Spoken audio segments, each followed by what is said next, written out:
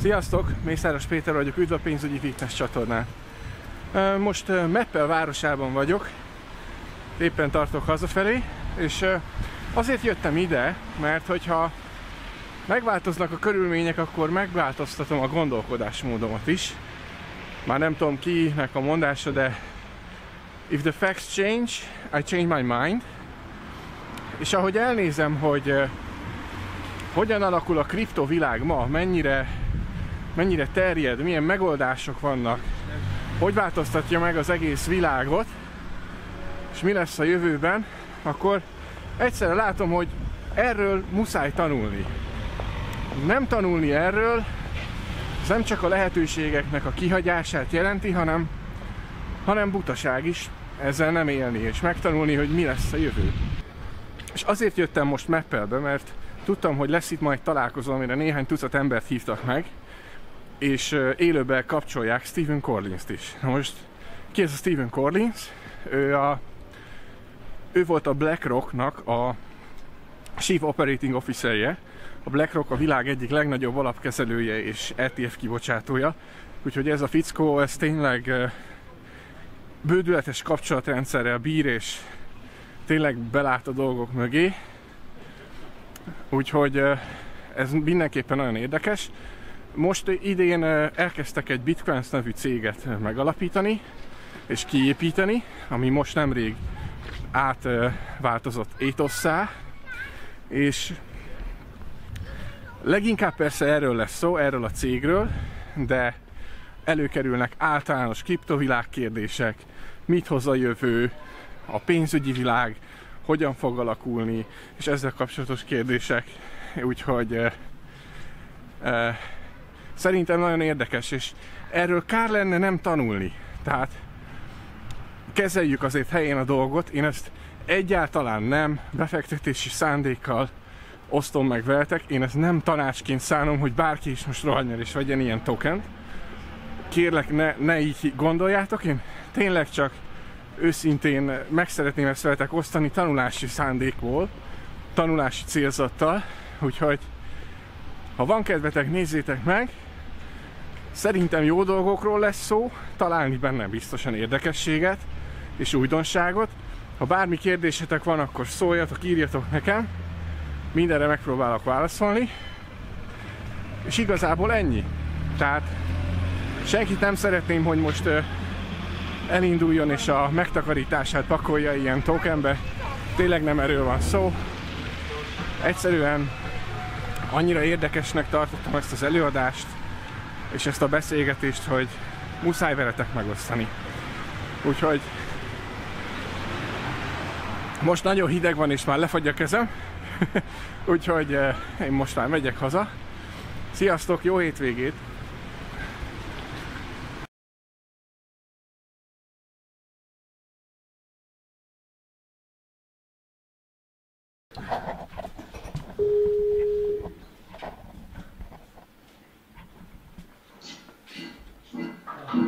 Good morning. Hey, Stephen. Good afternoon.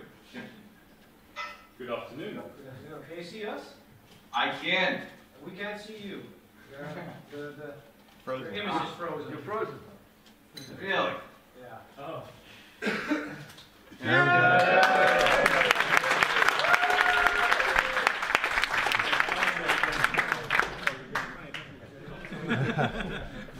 Freeze. Freeze. You still there? Freezing again, right? Yeah.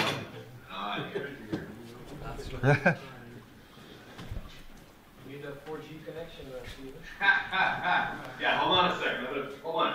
Real quick.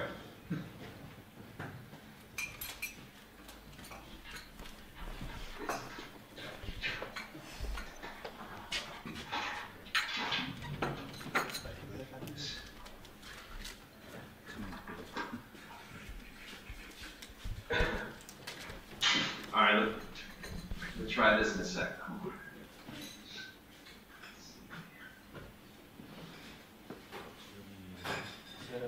Start is, dan doe ik het gewoon even een keertje open.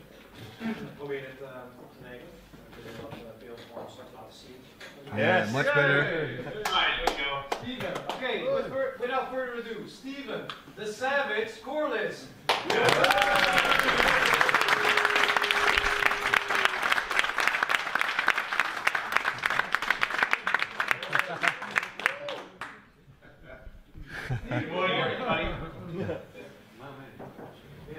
So, 50 people here, all dying to hear what you have to say. That's fantastic.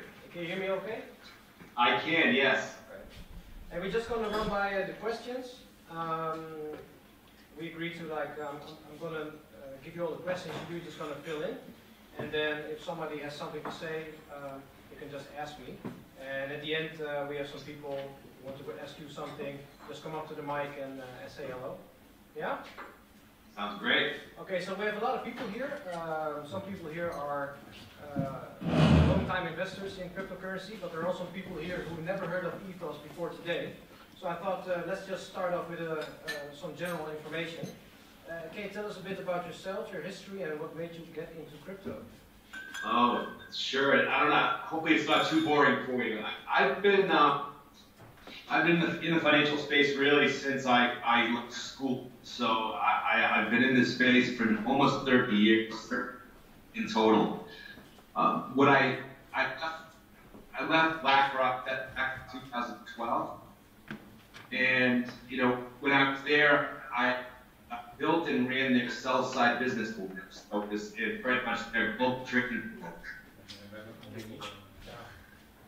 But I decided to, in 2012, decided that 25, 26 years in that space, it was time to move on. I really felt that the industry itself was really lacking true innovation when it came to capital markets and finance. So really been in crypto ever since I left. So very early days, and it's been very interesting to see how it's matured over the last 5 years. But it's still in a very, very early stage where I think a lot of our peers are still probably trying to struggle to find their way. And I think the trend that I see that I don't necessarily like is and I think Chico mentioned it the other day as well, is that in this space, I think what a lot of people are doing are taking a template that exists in the traditional space and really just moving it over and using it in our industry. And I think that's, to me, it's a problem because really kind of the issues I see with the existing structure is that it really didn't work. It's very outdated. So for us here, our main mission is to really rethink how all of this should work. And give you a little more history about myself. I've spent almost all of my time kind of on the institutional side of things, which is very different than retail. The experience from a customer standpoint is far superior than it is for retail. So for me, what I'm trying to do here, we're trying to do here, to apply what really, what kind of this exclusive club has available to it for products and services and costs, and really shift it over and move it to the retail space. And it sounds much more simpler than it is, but it's what excites me, because I know there's a better, more healthier way for us as citizens and as consumers and investors to really experience the process. And the process that exists today is just feeling across many different levels. So the most important thing to me is to change that. So. Okay, awesome, Stephen. Hey, I'm gonna check do audio check here. 1 minute, okay? Okay. Kan iedereen zo goed horen? We hadden net even wat feedback, dus maar dan de microfoon kan ik uitzetten. Zoals ik iets aanzetten? Duidelijk, staat Ik denk dat hij net even de microfoon mag pakken. Dus, Dat ging het beter. Ja.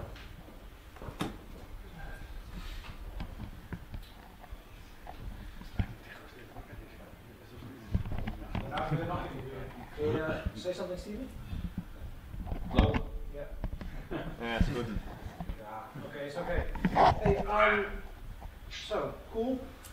Can you talk about, you said you come from the institutional side of things. Can you say a little bit something about the blockchain and why it's so revolutionary and what's it going to change?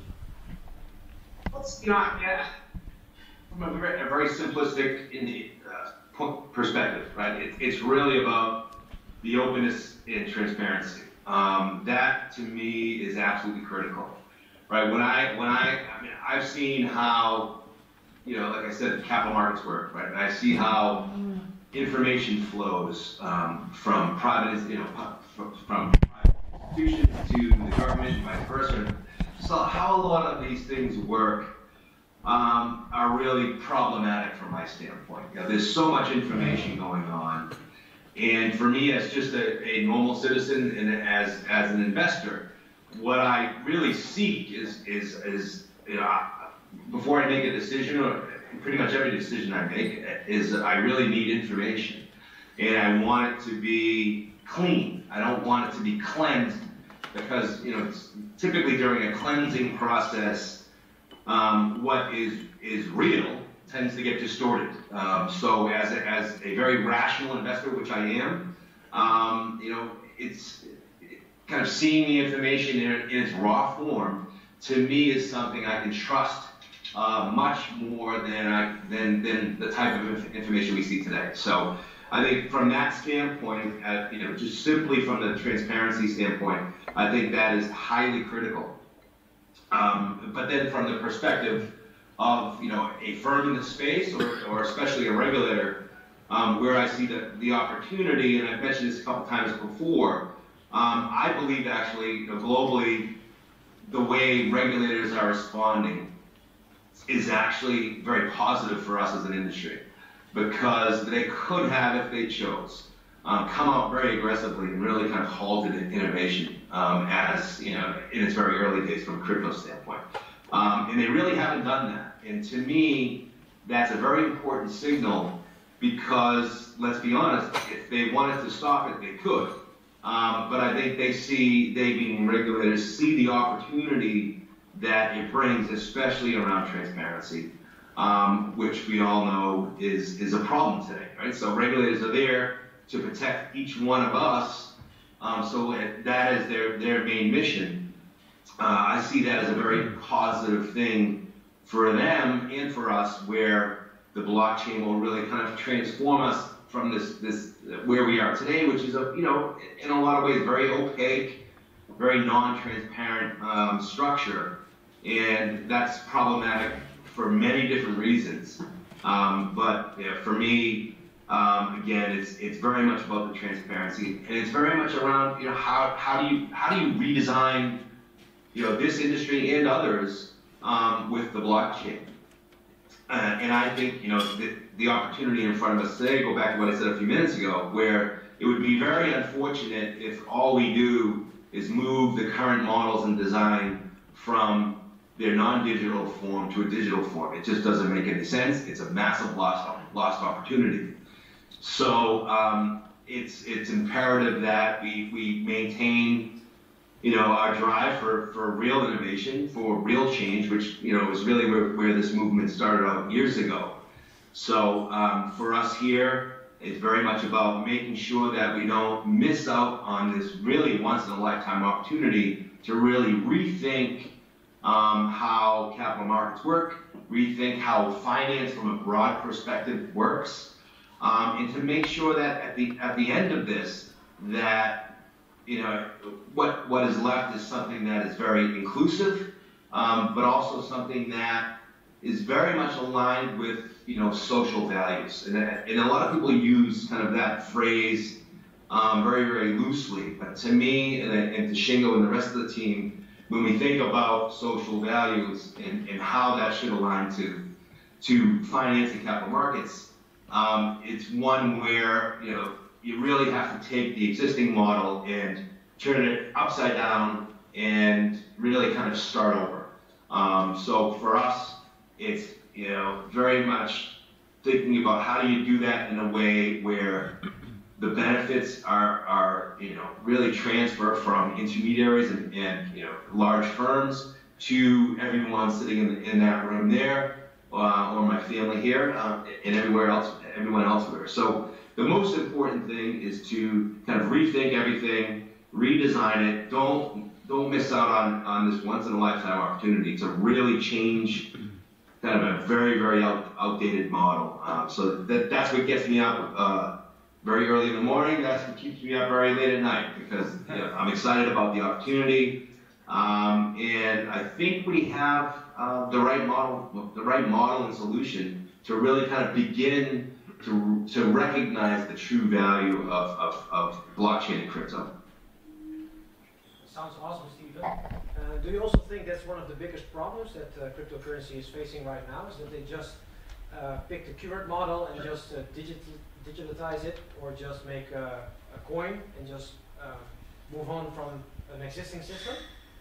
Yeah, I think it's also, I think, you know, as kind of entrepreneurs, right, what we tend to do is we may have an innovative idea, but then what we often do is take that innovative idea and then consult others who tell us how we have to implement that, meaning the legal structure that we build it on, so on and so forth.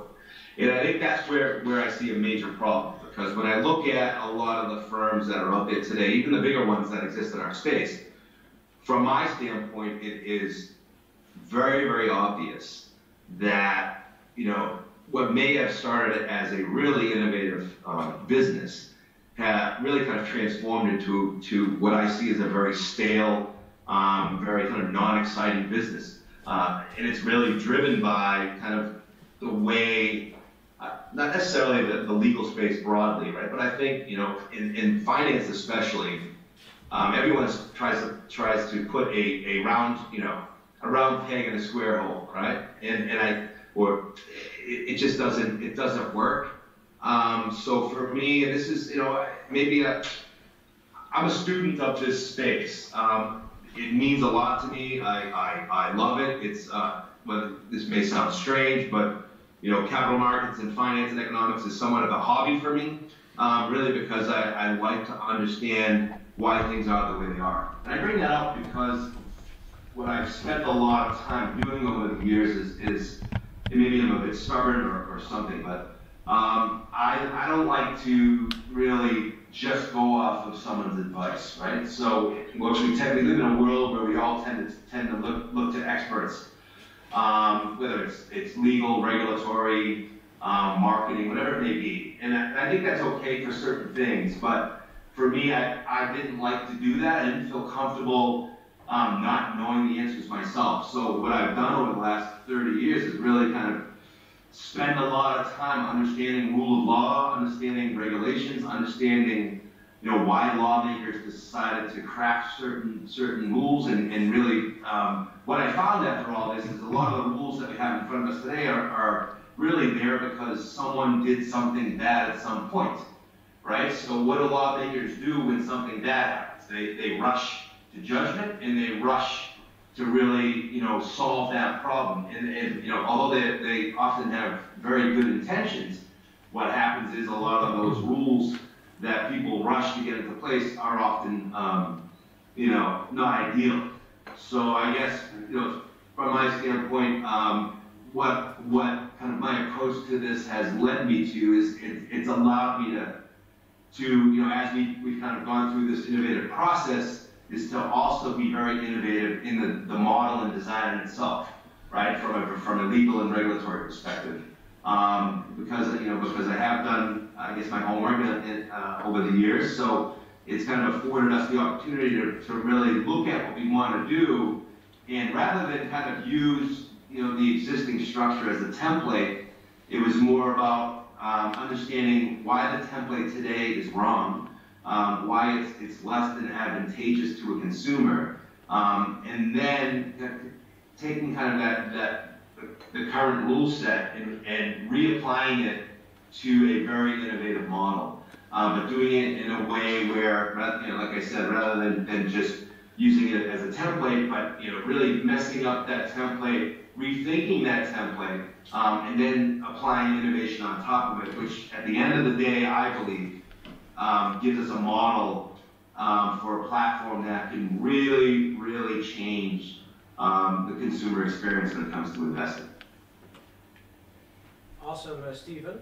So, can you tell us a little bit about Ethos and how Ethos fits in this story of yours? So how is this going to solve, and how does it fit in this current model? What's it going to change? Sure. Absolutely. Came about from a couple of different perspectives, right? So clearly, from my standpoint, early on, when I saw the way that Shingo thought of the world, and the way that he wanted to solve the problems that he saw purely in crypto, and what I was kind of doing in parallel to that was looking at traditional and saying, well, you know, what are the problems in the traditional investment space, and how can you rethink and redesign that? So when Shingo and I were introduced and we met each other, what I think we both figured out really quickly is that although we were looking at two very different spaces, ultimately our visions were aligned. And what that means is that you know, Shingo was thinking about how do I rethink crypto, which is very early, but I think he recognized that the current state of crypto could never lead to mass adoption, right? Because it is so complicated, because you know, it is very much a technical business, right? So in order to solve that problem, to remove that as much of that complexity as possible, I think Shingo, you know, came up with a very, very, very forward-thinking, very, very easy but complex solution about how to go about doing that. And as I said, you know, because we were really looking at these two things in parallel, what we did do is sit back and look at, well, can we blend these two things together? And can we, for a consumer anywhere in the world, you know, truly rethink how, you know, how assets are, you know, first acquired, but then how assets are held and kept, and then how assets can be redeployed in a sense where, you know, those same assets that you acquire for purely, you know, investment reasons or speculative reasons, that you can reuse or redeploy those assets to continue to generate additional income and yield for yourself. And again, whether that's for immediate needs or whether that's long-term for retirement. So really what Ethos is about is it's about, you know, really taking that community approach to, you know, to how we actually will help one another really advance ourselves economically, but also in a safe way. So what we attempt to do here is, and I use this term quite a bit, right? So when I think about Ethos itself, I'll use a more traditional kind of explanation of what it is, right? But it's I've said this a lot. It's a hybrid, you know, multi-sided investment platform. So that's a mouthful, I know. But what does that mean, right? So hybrid is, you know, is meant to mean both crypto assets and your standard investment assets. And then multi-sided means a place or an ecosystem where consumers and developers and businesses can meet, and then, you know, to discover one another, to find the best opportunities, to really, you know, to progress a consumer forward in its investment approach and its investment portfolio. But on the other side as well, it's to help, you know, industries, and specifically at the start, the financial industry, really solve some of its problems with, you know, with why it can't service really a large percentage of the population. So, and again, I know that's a lot of information here, but the multi-sided part of this ecosystem is motivated by the fact that we want to, you know, remove a lot of the layers that exist. We all know that the current model is over-intermediated. But our intent is not necessarily to, you know, take 2 or 3 layers of intermediaries that exist in the process and remove them completely. Really what we want to do is we want to allow the financial industry to do what they should do, and do what they should do best, which is, from an investment standpoint, help you manage your money. I think we may have frozen, and I apologize. I'm not sure why that is. So I think that's a very important thing that where we started out saying, clearly that we wanted to solve the problems from a consumer investment standpoint. But at the same time, what we realized is that, you can both solve the consumer experience along with remove a lot of historical obstacles that existed for the industry itself, and then by virtue of that, open up access and make what we see as the new kind of Finance 2.0 much more inclusive than it has been ever, and that's very important to us here. Sounds awesome, Stephen. Sounds awesome, Stephen. Can you see if you can fix the screen? Yeah. Okay, so to summarize, it's Ethos is rethinking the way finance is done. It is building a hybrid platform. Easily said, it's actually the only thing you will need in the crypto space. To invest in, to manage your money, to manage your funds, and not only the cryptocurrency, but also the traditional stocks. Is that correct? That's correct. Sounds awesome. Okay, I'm going to ask the audience if they have anything to follow up on this, to what you just said, or else we will just continue. Yeah, one moment. Dus even een korte samenvatting inderdaad. Ik hoop dat iedereen een beetje meekrijgt. Hij heeft zoveel informatie wat hij moet delen. Is er iemand die een vraag heeft over wat hij net verteld heeft? Dus iets wat niet duidelijk is of iets dergelijks? Nee? Zullen we gewoon verder gaan? Nee, top. Okay, awesome, Stephen. You're speaking very clearly because nobody had any questions. So it's awesome. Okay, so for the platform, you will use the Ethos token. Can you tell us what the Ethos token is used for on the platform? Absolutely. And I can't answer that question, of course, without starting off with, looking at our peers in the industry as a whole, and where we kind of fit in this equation. I will tell you that, iteration one of our industry from a token perspective. What exists today, to be honest, if I'm going to look at it from a regulated standpoint, a lot of the tokens that existed in this first phase are really, securitized tokens. Now that's a problem for consumers, I think, but I think it's clearly a problem for those businesses that are part of kind of this phase one. But I think what you're seeing now, kind of along the same time as our token sale back in the summer, is this next generation of tokens are much more driven by a token is a utility or a token is a functional token, right? And so what does that really mean, right? It's really just, I guess, simply put, is Ethos and other functional or pure utility tokens are those things that enable one to access a service, right? Or access technology, or access a product.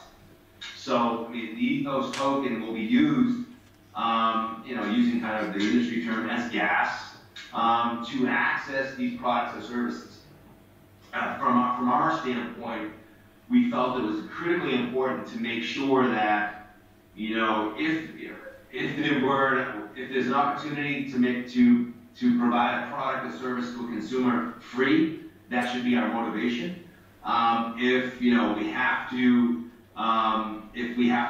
provide a product or service to a consumer at a cost, we want to make sure that fee is as close to cost as possible. Now that may sound like a bad economic model, right? But here's why it's not. Because what we're doing from a consumer standpoint is we'll have layers. So there's your basic services, and then you'll have premium services. So from a transactional standpoint, Ethos will be used to power transactions as gas.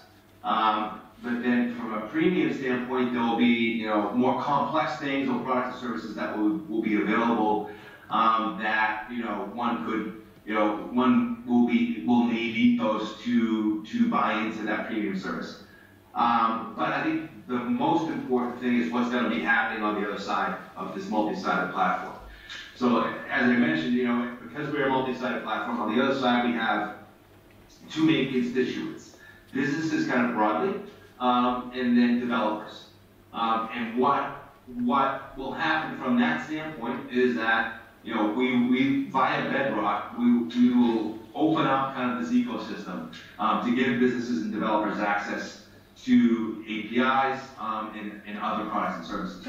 And by virtue of opening up that access, businesses and developers will be required to purchase or have Ethos on hand to pay for that access, to pay for certain functionality, which I believe is going to allow us to be very fee-friendly on the consumer side, because we should be, we will be able to have a very strong fee structure on the business side of this, as well as the developer side of this. Now, a lot of that pricing structure is related to going back to our vision here of really redesigning or rethinking how what that C2B kind of consumer experience is in investing.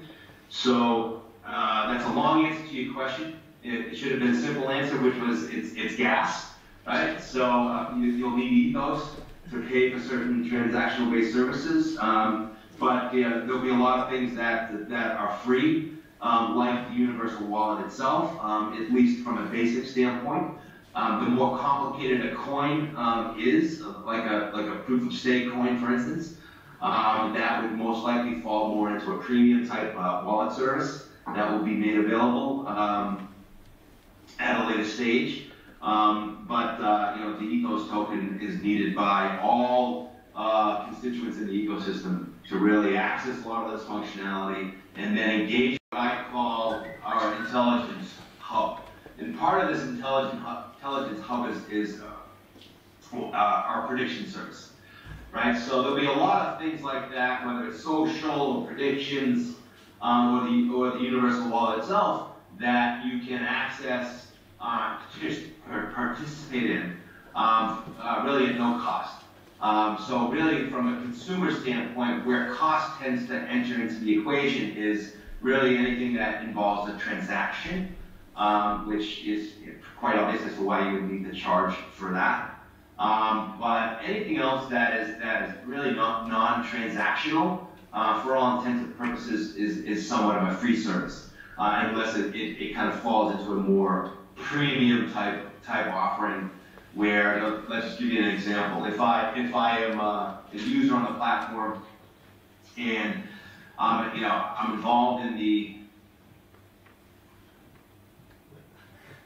sorry about that, and I'm involved in predictions, for instance. What that allows me to do is to engage with other users from a social standpoint. But also, be involved in predictions and really the generation of intelligence. And then, as I'm doing this, what it's also allowing me to do is to build up my digital reputation. And another part of where we see this going, and I'll use a correlation, but don't take me necessarily literally, but there's a lot of things that you can. But if you think of Uber, right? So Uber has really kind of changed an industry that's existed for hundreds of years, I guess, and they did that through a very simple model. So in the way that we think about reputation in the digital space, the way we see that working within our ecosystem is that there are the various stages of reputation, and at the end of this, you have really someone that can, a reputation can be someone of an expert level, but if we use it in the investment space, it could be someone who really is at that investment professional level. So one aspect of this platform that we foresee is really providing users the ability to kind of, transition from this, really self-driven investment process to one where, as they build up reputation, moving to a point where they actually become, quote unquote, an investment professional. And we see as part of the structure the potential to provide an opportunity to those folks who are, who kind of fall into this investment professional category, having the opportunity to really put their skills to work more directly and from a more full-time perspective, I guess is a good way to put it, where we can incentivize users to actually, rather than focus purely on their own investment portfolio, but mature into a position where they can directly help manage other consumers' portfolios, and really, then once we start to do that, we can take that and really mature it kind of along the investment cycle and model, where we can do some really creative and dynamic things that we think consumers will really enjoy and benefit from. But I think this whole idea of reputation and social, and where we can kind of apply it to the financial industry, and where we can take that becomes very interesting, because we all do live in this digital space, and I think having access to very diverse talent is critical. So we think that could be a very, very, very powerful aspect of the platform that incentivizes engagement by really a very diverse group of people, but also a group that will have superior talent at the end of the day as well, but also one where we can trust, because we have we've really built this reputation up in a public forum, so therefore we should be able to trust that information. We should be able to trust, using an industry's term, that track record of a person. So I think that in the financial space, that's very different, right? So all we have in the financial space today is maybe a public profile for a company, and some track record for a company. But there's a lot, what's kind of missing in that is a lot of open and transparent history around the background of a firm, a background of individuals within that firm. So bringing that element to this space, I think, will be powerful at the end of the day. It's just a matter of making sure that as you build out that model, that you do it very, very carefully, because at the end of the day, what we don't want to do, because there's enough risk already today when it comes to investing, we don't want to add in or redesign the process to where it creates more risk for an individual, but rather de-risks the environment for an individual. Okay, awesome information. Can you see if you can fix the video feed, because we're just looking at a picture of you? Yeah, that's better.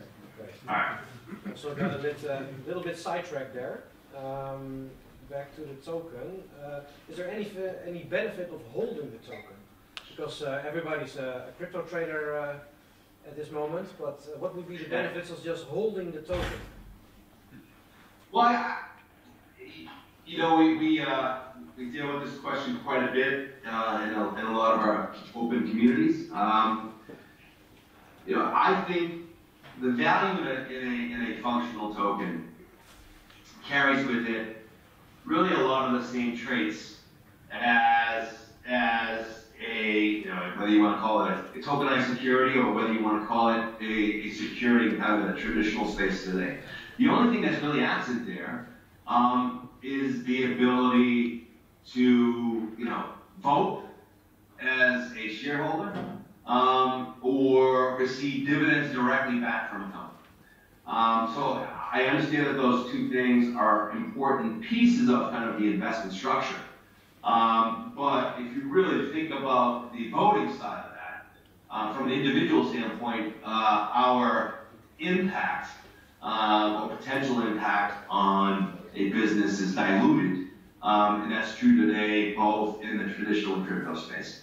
Because as you add in, more shareholders into the process, dilution is a natural result, right? So, from the perspective of a functional token, in Ethos specifically, I think the value in holding the token, first and foremost, is that because of really the tremendous benefits one gets from having that token and being able to access these very dynamic products and services. Now, the way a functional token works is that it's, where we started out, and a lot of people kind of think about this very differently than I think we do. With a functional token or a utility token goes through its token sale. Really what we're doing there is that the consumers or investors that participate in that token sale, are really buying into this vision. And really what they're saying is that we believe in this vision, and therefore we will participate in this token sale and help fund the creation of this model or this platform in our example.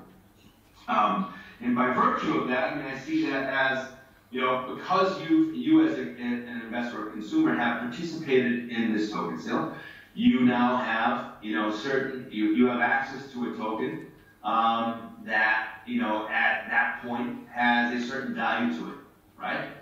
But going forward, what I think the opportunity is that you bought in by virtue of supporting a vision. You bought into something very early on, and you now have X tokens, right? Whatever that number of tokens that you have, that will equate to a very different amount of tokens that you will need to access a particular product or service. So let's just kind of use a very basic example. So if I bought into a token sale and it cost me 5 cents per token to get in, then at that early stage, the assumption is that the product or service that will be developed will be 5 cents, will cost 5 cents a token. As you all know, that's not reality, right? So as we move through the process and develop the process, then the potential value of that token is thought of very differently. Which then, and again, I don't want to pretend like speculation doesn't exist here, because it does. But the perceived public price of that token is going to change, right? It's going to go up, it's going to go down, it's going to go sideways. But I guess my point is this: if I bought in and it cost me 5 cents, and we develop a product, and certain fees are set at levels that are 50 cents, whatever the number is, 25 cents, 10 cents, whatever that number is. You as a token holder have a cost base that is very different than the cost to the products and services that become available. So what that means to you is that if I bought 10,000 tokens as part of the token sale, and the product is launched, and that product now only requires, is going to cost a fraction of what was originally perceived, then for you as a holder, you could potentially have, twice as many tokens that you'll actually need to participate in the platform itself. So by virtue of that, you now have the power an opportunity to resell that token directly to another consumer.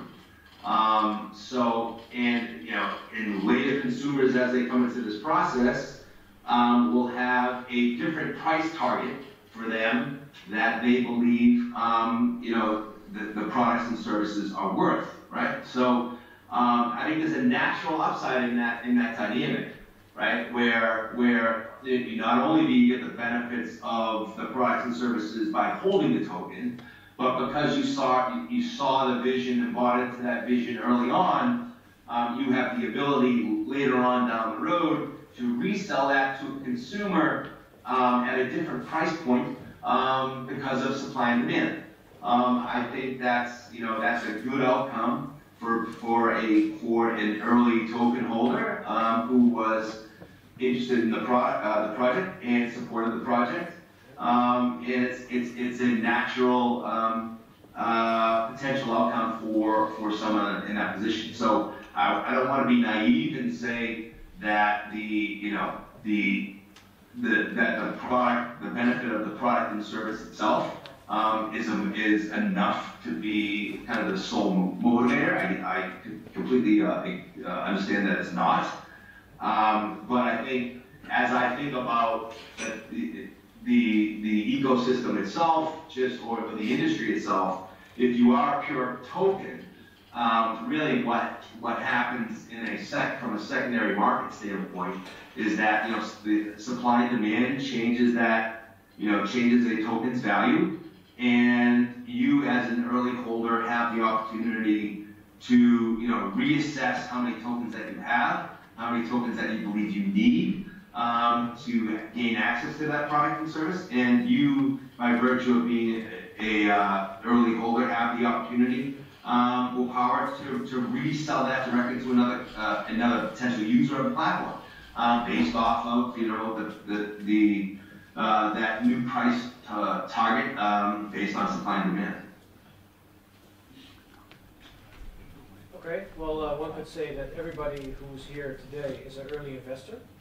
So, because even if you got in just today, my brother-in-law just bought his first 60 Ethos tokens. So, but he's still early in the game.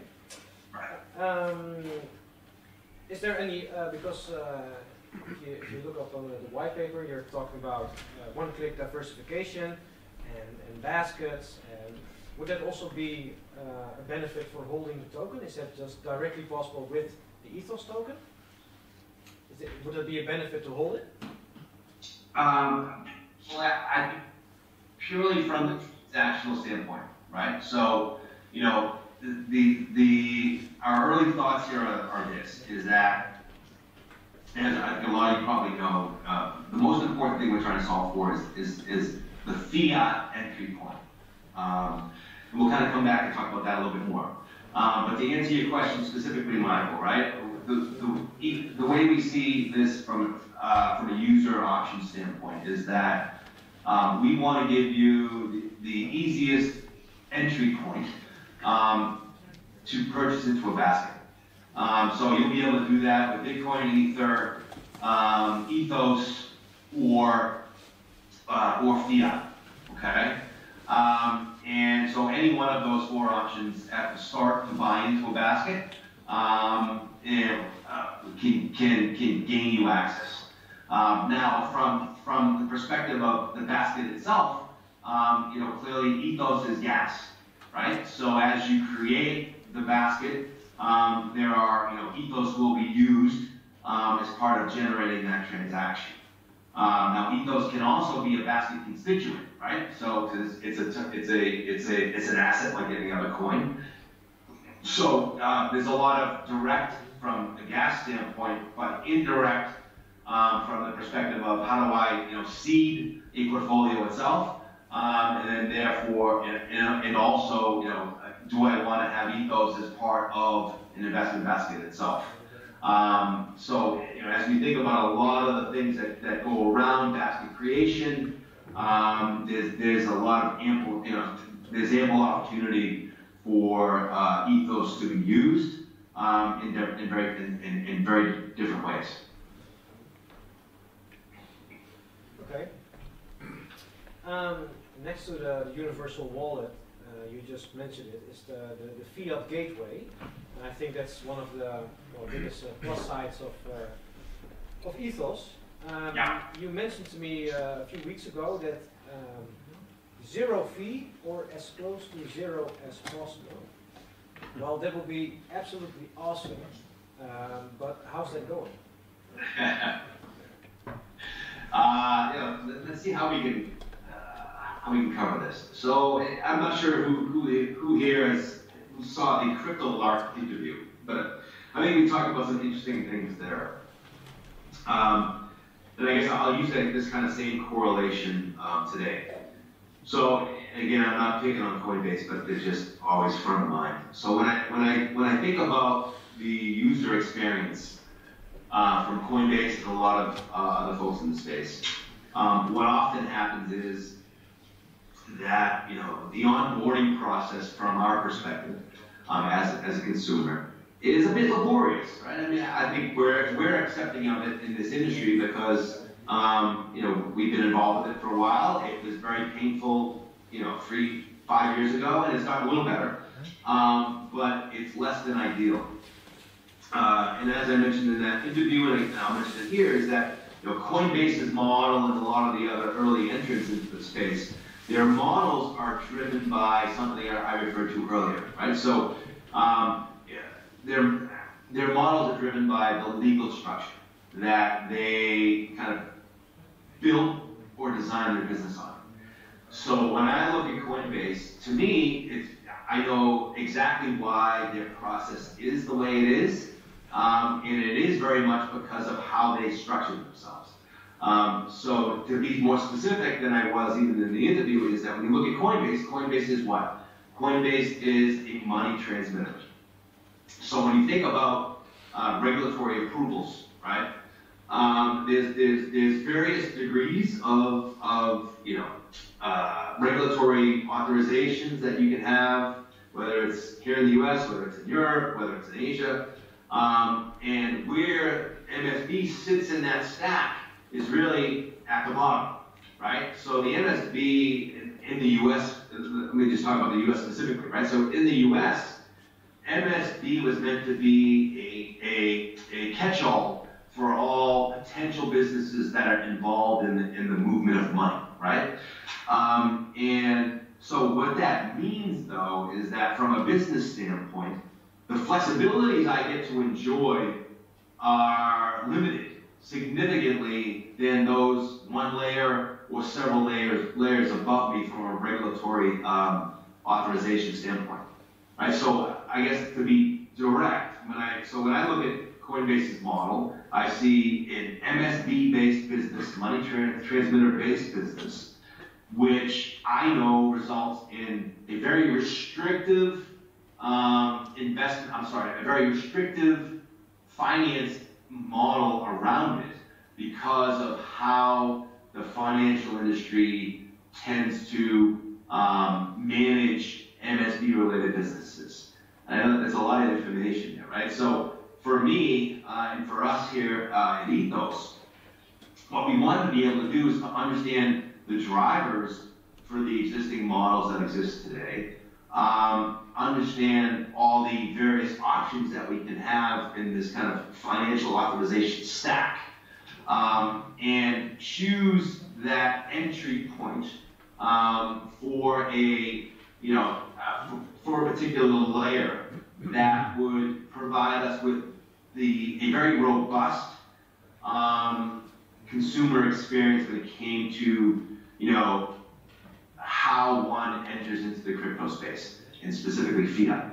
So the way we've designed this from a legal standpoint, I won't tell you exactly which layer we're going to be in, but we're in a higher layer in the stack, which by virtue of that higher layer gives us much more flexibility in how fiat, crypto, and traditional assets all interact. And that is hugely important because it removes a lot of the pain that exists for all of us. And again, a lot of us who have been in the space for a long time have kind of somewhat come to accept the existing model, but it really, there are better ways to do it. So for us, it was about finding that better way and then optimizing the heck out of it. And that's exactly what we're doing today. And so how do you make that free? And I guess it comes down to think about the ecosystem that we're building. Think about what multi-sided means. Think about what our revenue profile or fee profile will look like in that space. I will tell you this: Shingo is very, very much of the mindset that if we don't meet the charge, the consumer don't, right? So if the fiat experience today is a bad one, let's fix it. And if we can, from a business standpoint, responsibly provide a service without charging, then we're going to do it. But I think that the diverse nature of our ecosystem and our fee models will allow us to do that. So will we exactly land on free? Jury's still out, but I think the most important thing to remember is that that's our motivation, because we want to make it as simplistic as possible. We want to ramp up and get to mass adoption as quickly as possible. So how do you do that, right? I mean, I think whether it's a freemium type model or however we look at it, there are smart ways to do that, but also smart ways to do that from a business standpoint, right? To make sure that the value of the business is represented in the token in a very responsible way. Okay, well, you had the chance as Ethos to completely rebuild this financial model. And I saw a little smirk there, so we're hoping for a zero fee, because if you deposit $1,000 into a Coinbase, I think everybody here uses Coinbase or a lot, and then once you have it in Bitcoin and transfer it back, it's like a lot of money gone. So I hope you can fix it. There's a lot of information coming, so I'm going to quickly recap with the group, see if they're up to par, and we'll come right back. Yeah? Heel veel informatie natuurlijk. Echt, als je een simpele vraag stelt, dan staat er voor hem heel veel achter. Dus dat voor iedereen een beetje te volgen.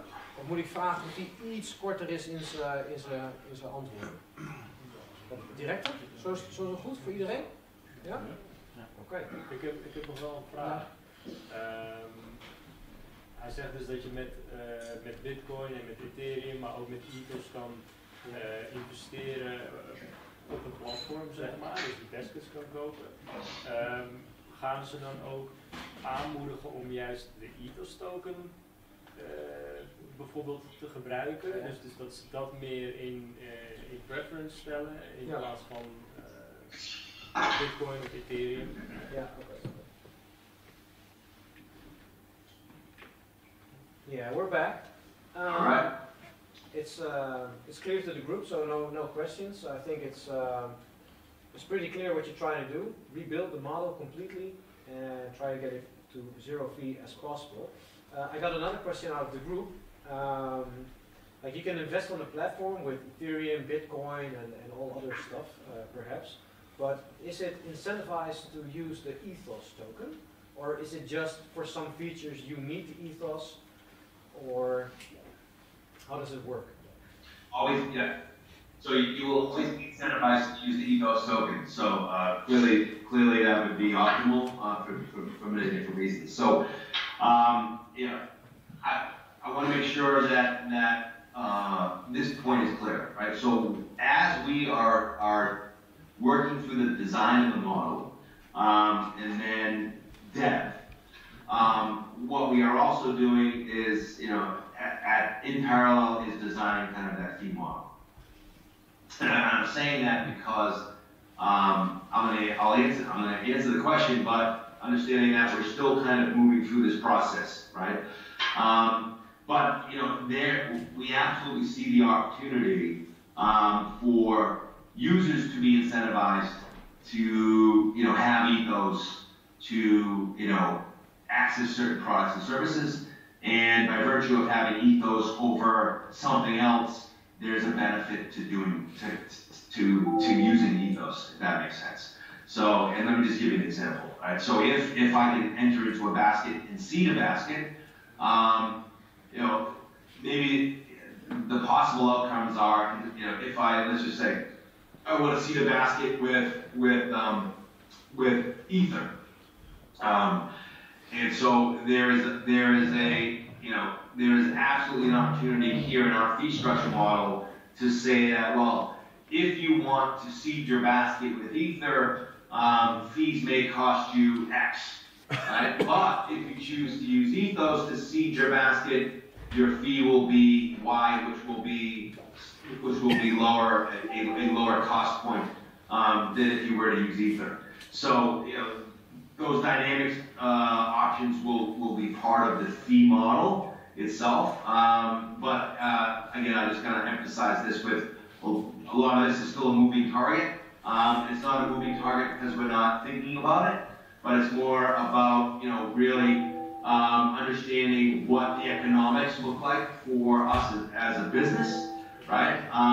Before you kind of solidify all of these things.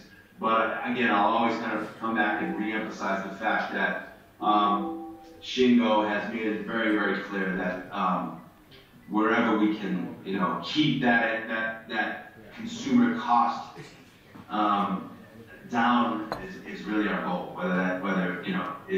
Whether it's zero or some friendly for consumers. Now, and actually, let me kind of go back to something that I think the comment you made, Mike, right before you stepped out for a sec. So what I think is terribly important here for everyone to understand, right, is that at least in the early days, what we're talking about here is an investment platform, an investment ecosystem. So as someone who's been in that space for a long time, what is often overlooked by most consumers and often not spoken about by financial firms are the costs that are involved in an investment process. So why is it important that, why am I emphasizing that we're building an investment platform? Because if we come into this understanding that this is an investment platform, then we, as really servicing consumers, have to understand that costs and fees are corrosive, right, to investment capital. So our intention here is to be very mindful of the cost component in the investment process, rather than the existing model that exists even in our industry, but especially in the traditional side, where it's very much driven by, both explicit fees and implicit fees. And the implicit ones are very, very dangerous, right? So, so I guess, let me say this a little differently. Because we're thinking about this as an investment platform, it's terribly important that we, wherever we can, keep the corrosive nature of fees on a consumer's investment portfolio as little as possible, as small as possible. Because I've seen the outcome and how it can eat away at a portfolio. So if you're going to do this and do it well and do it smart, then you have to at the start understand and have full transparency around costs and fees, and make sure that you're building something that is very efficient to keep the corrosive nature of fees down.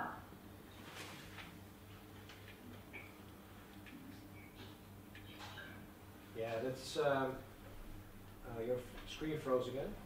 Yeah. Yeah, that's. I'm so glad we have you at the wheel of this financial change, because you speak so enthusiastically about this, and you really want to change this, not from a business perspective from your side, but more for the consumers. And I hope everybody takes notice, because this will really change the game. Because everywhere you go, there are fees, fees, fees. Like every single transaction, every click, every thing you do is fees, and we don't calculate them in. But if you add them up, it's so much. And if I come back to the question from the audience, I think for an investment perspective, it's good to use the Ethos tokens and give extra discounts for that, compared to Ethereum and Bitcoin, because it would also give another reason for us to hodl, let's say, and keep our coins. So it's really awesome. So the fiat gateway, if you do it like this, if you build this like how you say it's going to be built, and because of the legal structure of, let's say, Coinbase, it would be almost impossible for them to adapt, right? And I think you said it like in 2 years we'll beat Coinbase, 7 years Fidelity. So are those, I got this question from the group, is it possible for them to adapt and overrun you? Or are they too big, too slow, can't move fast enough? Or is their legal structure built in a way that they can't even change? So will you just run them by? Or is there anything they can do to stop us? I mean, I'd be negligent to say, no, right? So yes, of course, right? I mean, every business, especially an established one, has an advantage, right? Let's be honest, over younger firms like ourselves. But so for me and in Shingo and the team, it's very much about thinking about, well, how do you, as a business, mitigate those risks, right? So how do you lessen someone's competitive strength over a newbie like ourselves? So I will tell you this, is that we've spent a lot of time really kind of looking at this. So let me answer your question specifically. Can they change or can they react from a legal standpoint? Absolutely. Yep. So let's be honest. You can move up and down this layer or this stack. Not necessarily at will, meaning on a dime, but there are things that you can do to kind of move yourself up and down the stack. So Coinbase absolutely has. Oops, let me see if I can fix this. So Coinbase has that option.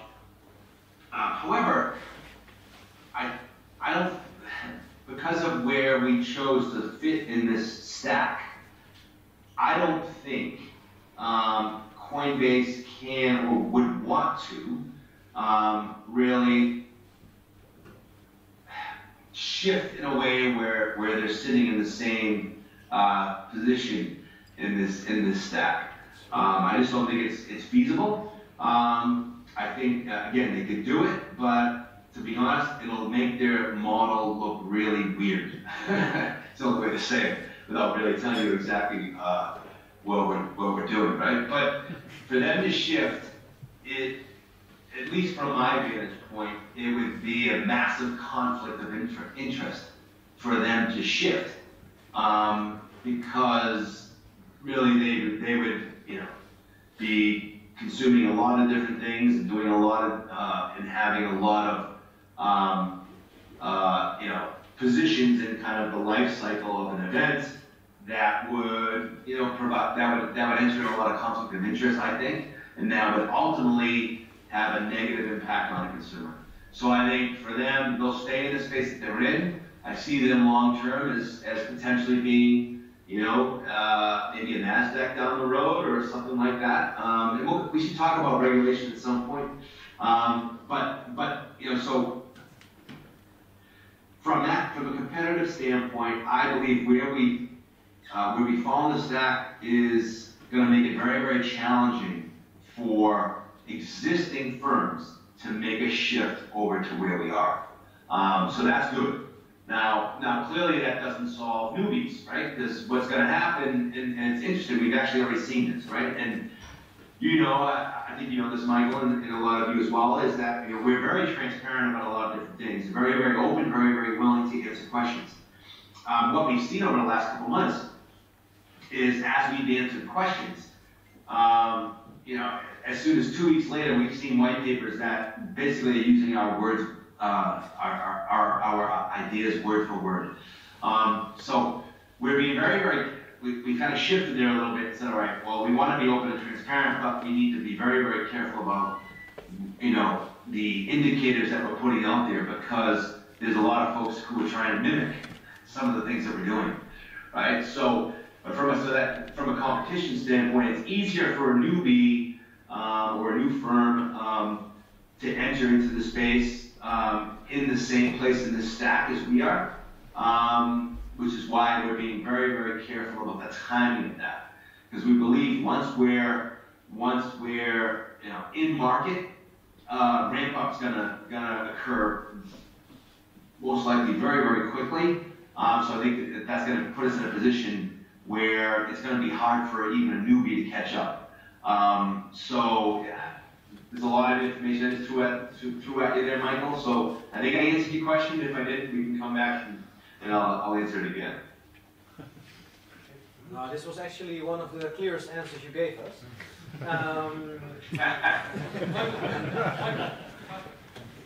One moment, Steven. Hoe kan het fee 0 zijn? Hoe weten we het wel? Ja, oké. Gewoon zo. What I want to say is awesome, because either you manage to let all the other financial firms change their game to be compared to you, or either you will run them by, because nobody here will use Coinbase if your fees are 0 or close to 0. Yeah? Because everybody just knows that if I want to cash out $10,000, I have to pay a lot of premium. And if I can do it with like 0 fee or almost no fee, then we all use Ethos. So that's really cool. And I got the question from the audience. How will you do it? Or did you already answer that? Get the fees to 0.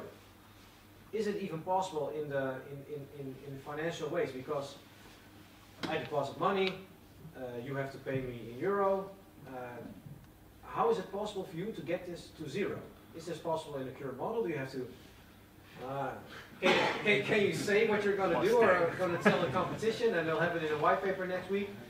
Well, I can guarantee you, if I say it, even someone's white paper next week, so I can't say it. But I mean, think about it this way. There's a couple different ways to answer this. Now, clearly, I've been in this space a long time. So, I guess there's a lot of things about the space that I understand that I think some others may not.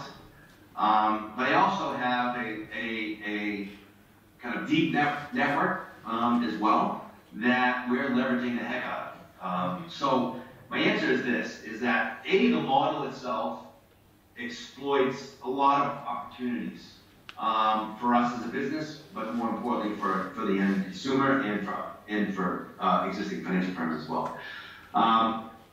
But what it also does is allow us to talk to partners that will be involved in this process, and really, I'll be frank, quite simply show them why it would be advantageous, A, to be a partner, B, and more importantly, to not kill us with the normal crypto fees, right? Because what happens is, and again, what the heck, we're talking about Coinbase, we'll just keep using Coinbase, right? But if you're Coinbase, and you have to seek a partner that helps you in your process, right? And that's just whether it's fiat or something else. What tends to be the industry response today is, most times, if you ask 10 different firms, 9 of them are going to say no, and 1 of them will say sure, but it's going to cost you 3 times more than it would cost another firm, right? And that's because of the perceived risk in crypto and servicing a crypto firm as a customer, right? I think we've solved for that issue that the industry faces by virtue of our model, and also because of I guess my relationships with the industry, right? So I can I have sat across the table, and I will continue to do it from big firms in the space, and really walk them through what we intend to do, and remove the risk that they perceive to be in the crypto space, but also lessen the risk that even exists within our own model.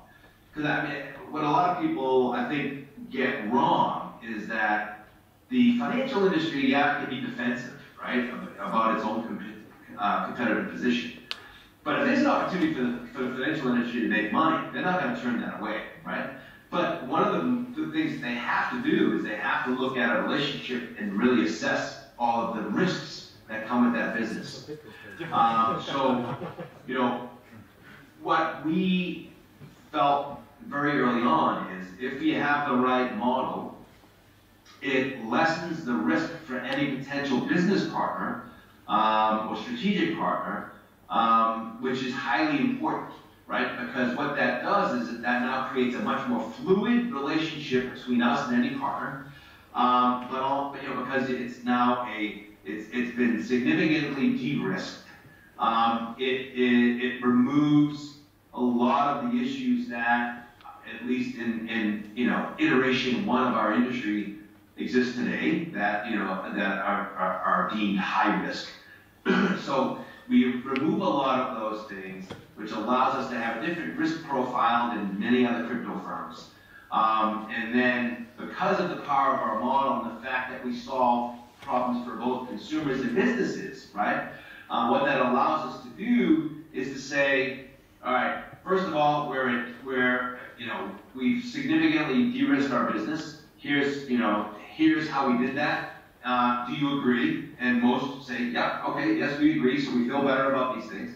And then what we can do really quickly is get people to understand how they could benefit immediately, right? And benefit meaning revenue for themselves. And if they are cost friendly to us, then that will help our growth while also helping theirs, right? So it's a dynamic, kind of multifaceted conversation and process, but we're very mindful of all of these different things that exist for our industry when it's engaging potential partners, and we believe the model solves for a lot of those things. But at the same time, I understand very, very well, what their onboarding process is for any partner. Again, that could be a consumer customer or a business partner like ourselves. And we de-risk that quite a bit, and so we can spend much less time on talking about the risk side of the business, more about the opportunity side of the business. So therefore, that should allow us to have a much more friendly cost structure with our partners, which means that we have much more flexibility in how we price services to consumers. Sounds great. I'm going to recap real quick. I see that even if you tell people your plan, you still need a lot of knowledge to just, you can say like we're going to do this at 0 fee or close to 0 fee, but then you have to build it up from the ground up for it being to actually work. Yeah, so yes. I'm going to recap real quick with the group and then I'll come back to you, yeah? Wat je nu opvalt in zijn gesprekken, heel veel mensen die investeren in een munt en je ziet iets voorbij komen, ja maar zij hebben dat ook. En ja maar zij hebben ook een mobile platform of hun hebben ook een wallet. Wat je hierin ziet is dat het team wat hierachter zit, het vanaf de grond af gestructureerd heeft om in de toekomst al die problemen uit de weg te gaan. Dus je kunt wel zeggen wij maken ook een universal wallet of wij maken ook een fiat gateway. Maar dan vervolgens dan missen ze de complete structuur, ze missen de connecties, ze missen eigenlijk alles. Dus ik hoop dat jullie naar zijn antwoorden luisteren en ook echt onthouden van hey, wat voor implicatie heeft dat nou op waar we in geïnvesteerd zijn en hoe groot gaat dit worden. Dus dit is niet zomaar een fiat gateway, nee, dit is een fiat gateway die zo gestructureerd is dat geen enkele andere munt dit kan nadoen. Ja, dus dit is echt geweldig en ik hoop dat het voor jullie ook informatie geeft dat je denkt van ja, waar ik in geïnvesteerd heb, gaat echt gewoon groot worden. Dat is echt super. Ik heb wel een vraag. Ja. Als het zo groot gaat worden en het wordt populair, sneller geadopteerd door iedereen, hoe scalable is dat? Ja. Hey Stephen, I just recapped it. We also saw that you're holding that Bitcoin token right there. you're a hodler, man. You even hold it when you're not online. It's funny. When I got it, wrote down my back, has left my pocket since. So I think of it as my lucky charm. Yeah, you gotta print some Ethos ones, and we're gonna need about 50 of them. I got a great question out of the group because we all know Ethos is going to be big, but I myself also follow 10x, and they had like a vision of how big they will be, but they grew so fast that they actually had to stop the orders because they couldn't scale fast enough. Right. So let's say you have a fiat gateway, and I tell my friend, and he tells a friend, and everybody's like, oh my god, 0 fee. And you get like 20, 30, 40, 50, 60,000 new users a day, just like Coinbase. Yeah? How fast can you scale? Is it even scalable now? So there's two answers to this. Yes, I will tell you that the dev team, led by, and really with a lot of guidance from Shingo, the way we're building this from the start is to make sure that it is very dynamic and very flexible, which will also be very scalable. Michael, you know this. If there's one thing I'm not, is a technician or an engineer.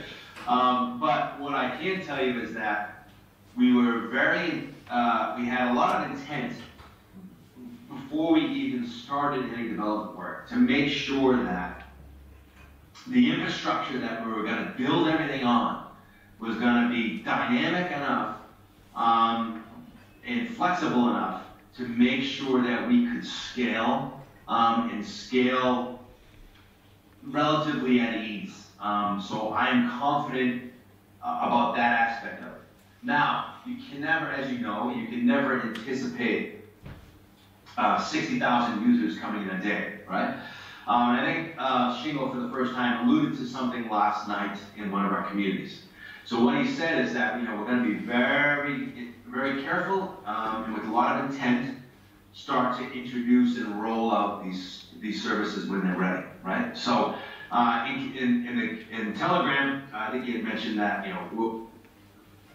that wouldn't take him literally on the number, but with fiat, we're thinking that there will be a cap number initially where we will open up access and then kind of slow it down or throttle it back because we don't want to be overwhelmed from that standpoint, right? So I guess as part of kind of this rollout structure, it'll be very controlled in a way where instead of just saying, all right, we're live today and everyone can come in, we're going to do it very, very carefully with a lot of intent, where we kind of open it up, but cap it, then really make sure that everything is working as we see fit. If we need to further optimize something, it'll give us the opportunity to do it, and then we can throttle back up again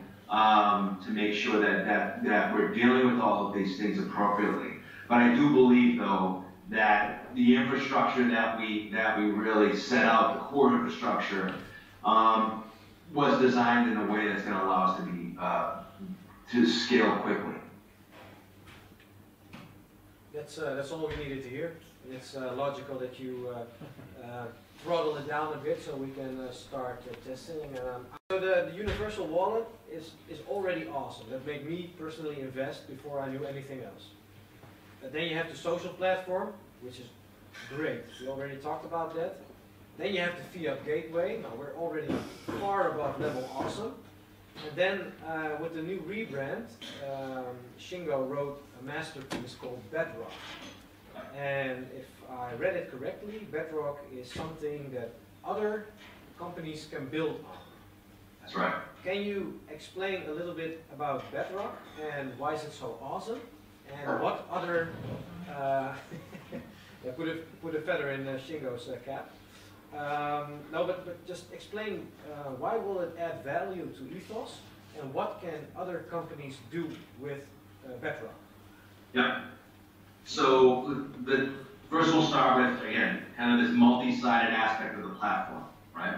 So because of that structure, there will be businesses that will be coming to the platform either because they want to provide product or services, but probably more importantly because we will have unique information and capabilities that they desire, right?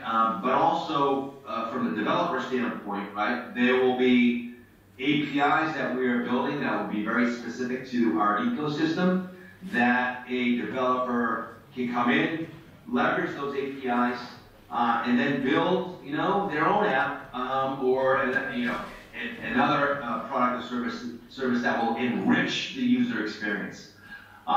So we believe kind of this Bedrock is kind of the foundation for how developers can come in and then build off of these unique APIs that we'll have, but also businesses who want to connect into our platform by virtue of these APIs, as well as being, a participant on a multi-sided platform.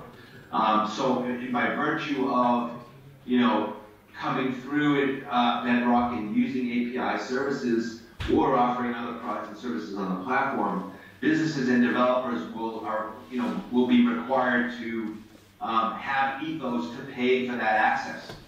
And I think that's a very critical point to understand, right? When you think about the economics of what we're trying to build here, we believe that, and actually Shingo mentioned this in an early interview as well, right? If you use Coinbase as an example in their custody wallet, right? They came out, they said, we have a custody wallet, which actually I think is a good idea, but they're charging $100,000. To me, that's an awfully expensive solution if you're a business looking for that type of an option. So one of our Bedrock structure will allow firms to, and let's just use this as a one-for-one correlation, firms who want to leverage our enterprise universal wallet option and really build on that for their own purposes. And by virtue of that, they have to have Ethos to pay for it, which again is part of our economic model here. That will greatly help our overall fee structure and how we price certain things for particular constituents. So. I think it's an awesome addition to Ethos because it doesn't just make it a token, utility token, but also a platform to build off, and you're kind of chasing like Ethereum in a way, but then with even more functionality. So it's really, really cool. I'm gonna ask the audience real quick if they have any questions about this. Iemand nog een vraag over iets wat hij nu heeft gezegd, of over Bedrock zelf, of in ieder geval niet van een developer standpoint, maar nee? Okay, all clear. Another question. It might be a little bit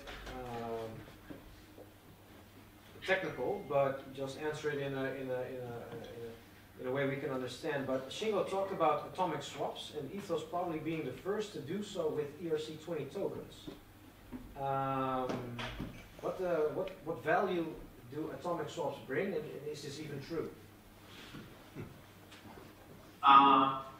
So atomic swaps absolutely have a value, right? I think where the opportunity is how do you apply that, and in what business model do you apply that in, right? Now, let's just use the example of some of our decentralized exchanges out there. You know, the concept is great, right? But in a decentralized kind of manner, what is the most challenging thing? It's about finding someone else who's looking to take another side of the trade. But then it's probably more importantly, it's about price discovery. Okay? So atomic swaps have you know, they play a very critical role, especially as we think about risk, right? It's just a matter of how do you build a model around that resolves kind of the issues that, I'll speak for myself, that I see, right? So what I see with atomic swaps, or even kind of this peer-to-peer decentralized model, the issues I see as purely a consumer and an investor is that, well, you know, how do I find someone who's willing to take the other side of my trade at that exact moment in time?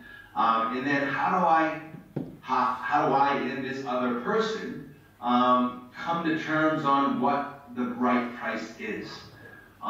So you have to solve those problems. You can't just, you know, create atomic swaps, put it on a platform and say, all right, you know, we're a peer-to-peer platform, you guys go find each other, come to terms, and execute.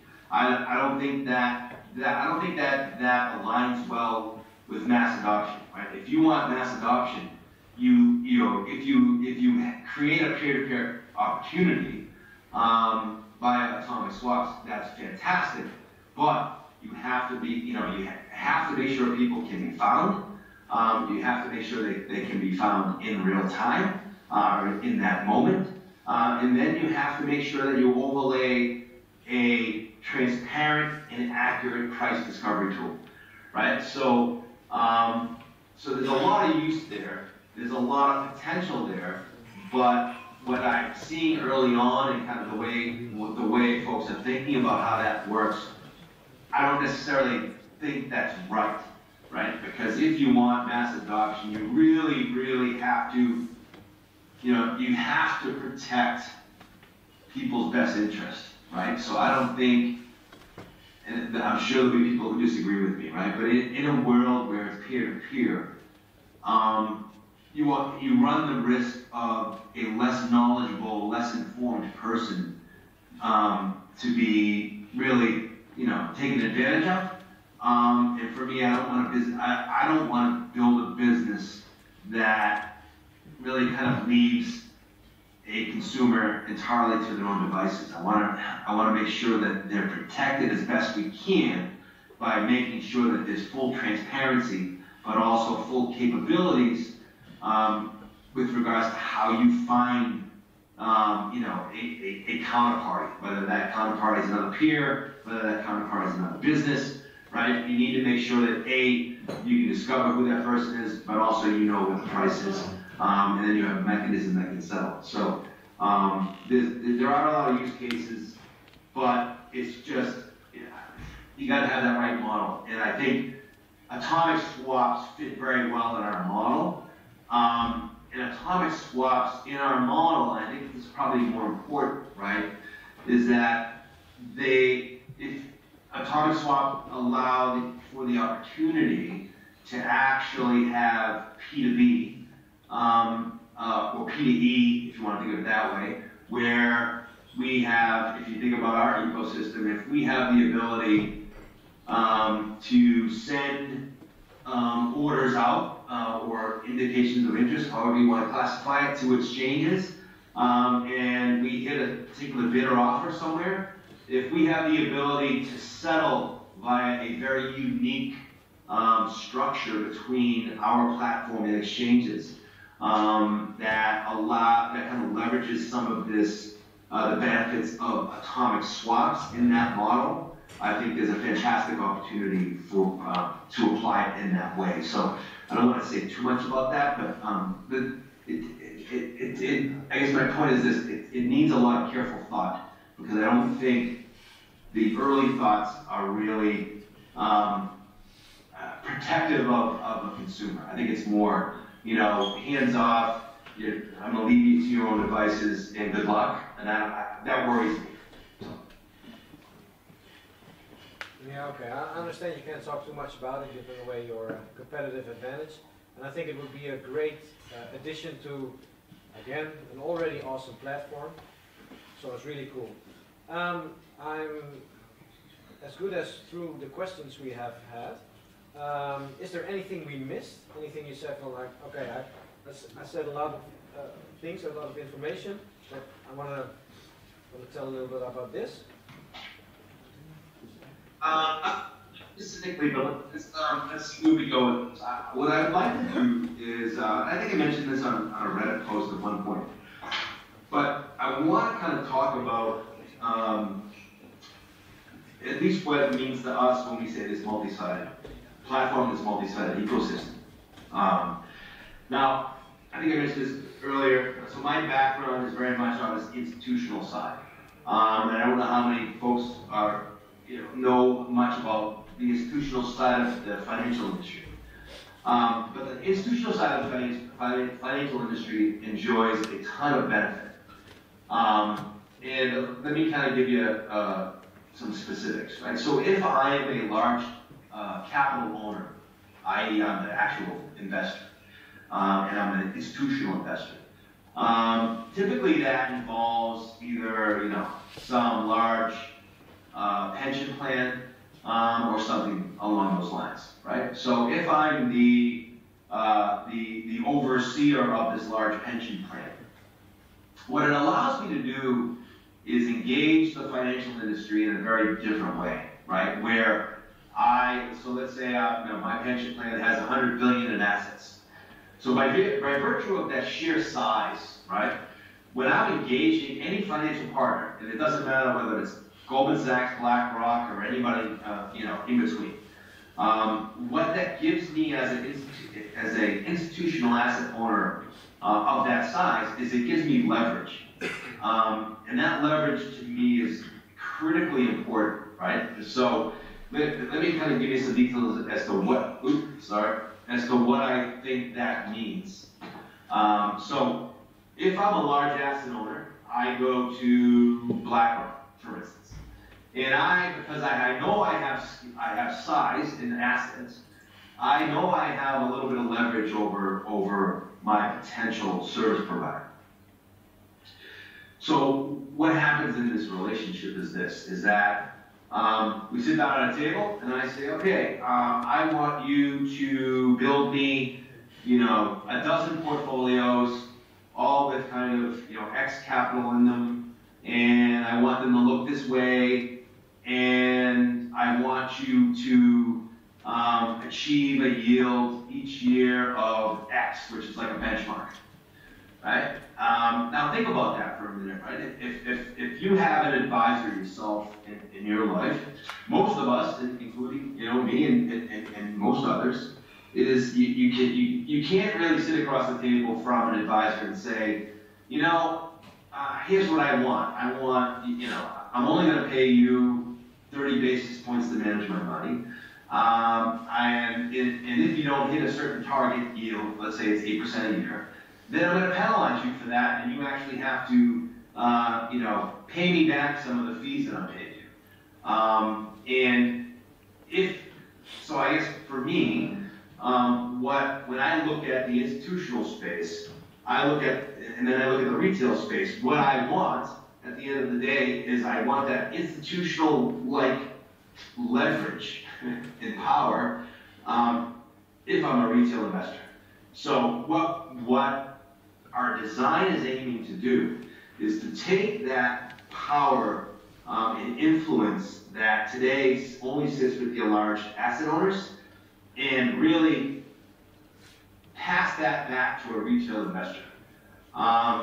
And that's a critical point to think about what we're building here, right? So really what I'm saying is that when we're done, I believe everyone is sitting in that room, and myself, will have the leverage that comes with owning an asset, right? And so what does that mean? If I have leverage, instead of paying 100 basis points for someone to manage my money, which is kind of the average of what it costs us nowadays, we can change that dynamic and say, no, we're not paying you 100 basis points anymore. We're only going to pay you 50 or 40 or 35 because the ecosystem really makes you more efficient, but also it creates much more scale on the retail side, and therefore we now have control over the conversation, right? We now steer what you can, what we are willing to pay you to provide us with investment advice and investment management and all this other stuff. So that to me is hugely powerful. But I'll tell you, the most important thing to me is that what I want to be able to do is control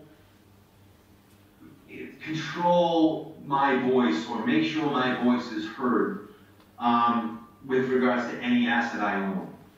So, and I know I made this post on Reddit as well, right? So when I think about a shareholder today, right, we as shareholders, I can't speak for anyone in the room, but I will tell you I have not received a proxy statement or anything like that from a company in a long, long time. And a lot of that has come to be because of these new structures that exist in the financial industry. It started with money market funds, then it moved into mutual funds, and now it's ETFs. What happens in those structures is that as you and I all buy into them, our voices get diluted, right? We no longer have influence over A, what is owned in this portfolio, but B, how the companies that sit within that portfolio behave. And to me, personally, I would like the ability to make sure that my social values or my investment values, whatever is important to you, are heard by two constituents, right? A, the investment professional who I hire to manage my money, and B, the end company who's part of that capital pool that I've invested in. So two very, very important things to me that I believe our solution delivers in our ecosystem, where we kind of take this exclusivity that exists within institutional space and really puts that in the hand of retail investors, which really changes this interaction between consumers and the financial industry, but also pulls back this responsibility that the industry has nowadays, where they influence, how companies operate. I'm not sure how many folks are familiar with the concept of ESG, right? Environmental, social, and corporate governance. There is a big part of the industry today that, where there's investors who are trying to shape the way companies operate from a social standpoint, from an environmental standpoint, etc. But a lot of that influence today sits purely with institutional investors. For me personally, I would like my voice to be heard by a boardroom of any company that I own, and therefore I would like the intermediary I hire to manage my money to make sure that they are supporting my values and making my values heard. I'll stop there because I just kind of threw a whole bunch at you. But when we think about this ecosystem, when we think about multi-sided platform, I really want us all to think about things being very different than they are. And it's all achievable with the right design. I believe we'll be in a position where we drive the price that we're willing to pay rather than the market setting the price for us. I think you can do that through scale, and more importantly, it also opens up dynamic access to dynamic products and services, and kind of lastly, it really allows us to take back control of control and influence over any company that we own as part of our portfolio, and make sure that our voices are heard, and then make sure that whoever that intermediary is, who we've given that responsibility to, is actually implementing what we want. So we can do that at scale. We're going to leverage social to kind of make sure we achieve these end results. And I think that's a pretty powerful outcome. I think when we deliver that. There's just so much depth to Ethos. It's really awesome because you're like rambling for like 1.5 hours already, and you have so much more information. We can sit here for like 2 hours, 3 hours, doesn't matter. I'm almost through the questions, and then we're going to open it up for some questions out of the audience. Of course, everybody's dying to know: is there an inside scoop? Is there something you can tell us that nobody has ever heard before? Exclusive. Give us an exclusive, Steve. If you can't tell, that's no problem. But just if there's anything you can say, like all I see is smirks right now. Shingo cut him off. Like, okay, stop right here. We're on to him. If there's anything you can share, just tell us. If not, first of all, it's like our broader community will actually probably come to my house and lynch me, so I need to really share it. Yeah, be careful. But I guess let's try this a little differently, right? Because I mean, you know me, Michael. We don't need to be terribly structured here, so I'd rather just toss the question back at you. Why don't really? I will. Let's not limit any question that you may want to ask about, along the lines of what Michael just asked me. But there's a lot of things that that clearly I know. That we haven't been able to share, and I'm not saying I can share it here, but if there's something, if I can add a little color or something, I would do it. There's so much stuff that I don't want to kind of fill in the blank. So I'll toss the question back to you if there's something, that you ask me, One Lambo. One Lambo.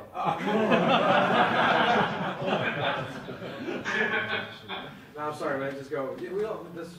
That's all we want to hear. No, but continue.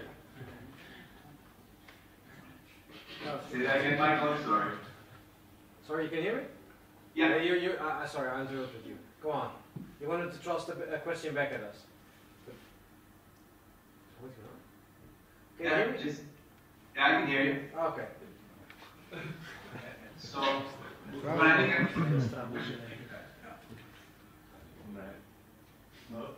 Wij in plaats antwoord gewoon nee. Okay, so sorry, so the mic, so you're waiting, so you want the questions from us? yes. Okay, then I'll open it up to the audience. Iemand die wat wil vragen aan Steven, gewoon direct kom maar hierheen en dan geen probleem. Of is alles al beantwoord? Ja, gewoon meer dan heel veel. Sorry? Okay. I got a question from the audience. Like, is there any partnerships, current partnerships that you can mention already? Or is that again inside? Because you can't be doing everything alone. Is there anything you can say about that, or? I can't give you names, but what I can say is this: is that clearly to do anything that we're doing, you can't do it by yourself. And Michael, you're exactly right. So there are several critical partnerships that we need to have. Actually, more than just several, right? So we are where we started in this process is began with the most critical piece that we had to have, and then we kind of moved on from that. And so we are deep into conversations and negotiations with a lot of firms in the space. And I can say this, is that, I guess I said it indirectly before, our conversations with all of our potential partners who aren't crypto firms are all going extremely smoothly because of the problems that we solve by de-risking ourselves. So it's such a big point to make because a lot of other folks have just intellectual kind of obstacles that get in their way, you know, because of crypto and all this other stuff, that we've been able to overcome quite easily.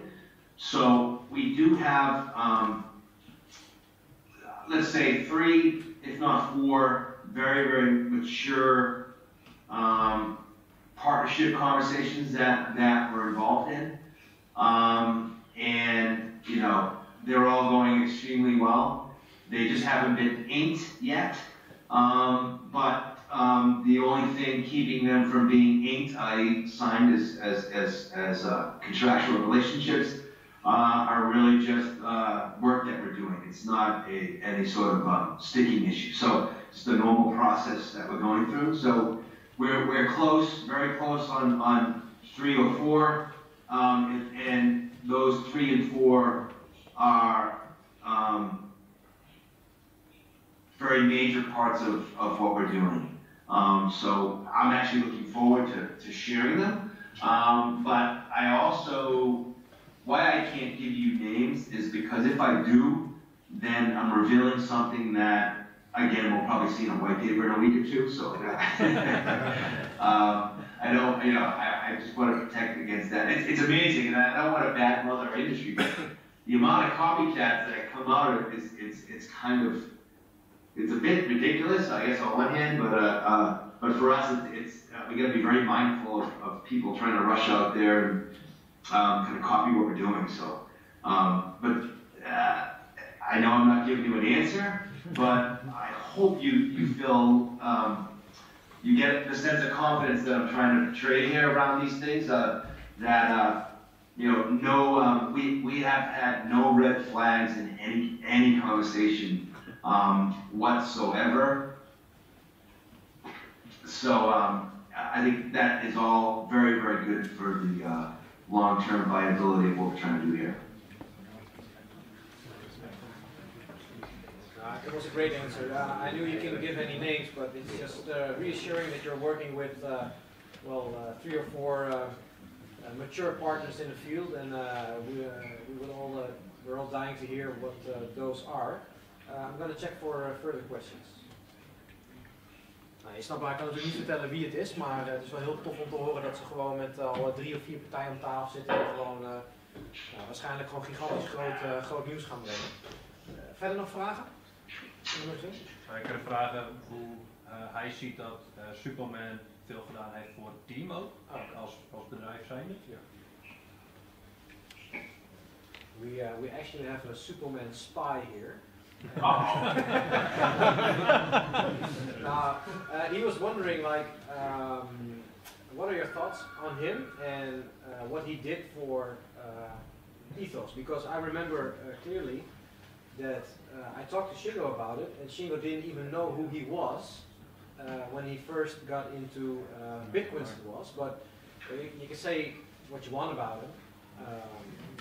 Hate him or love him, he did bring a lot of attention to Bitcoin. So, what are your thoughts on that?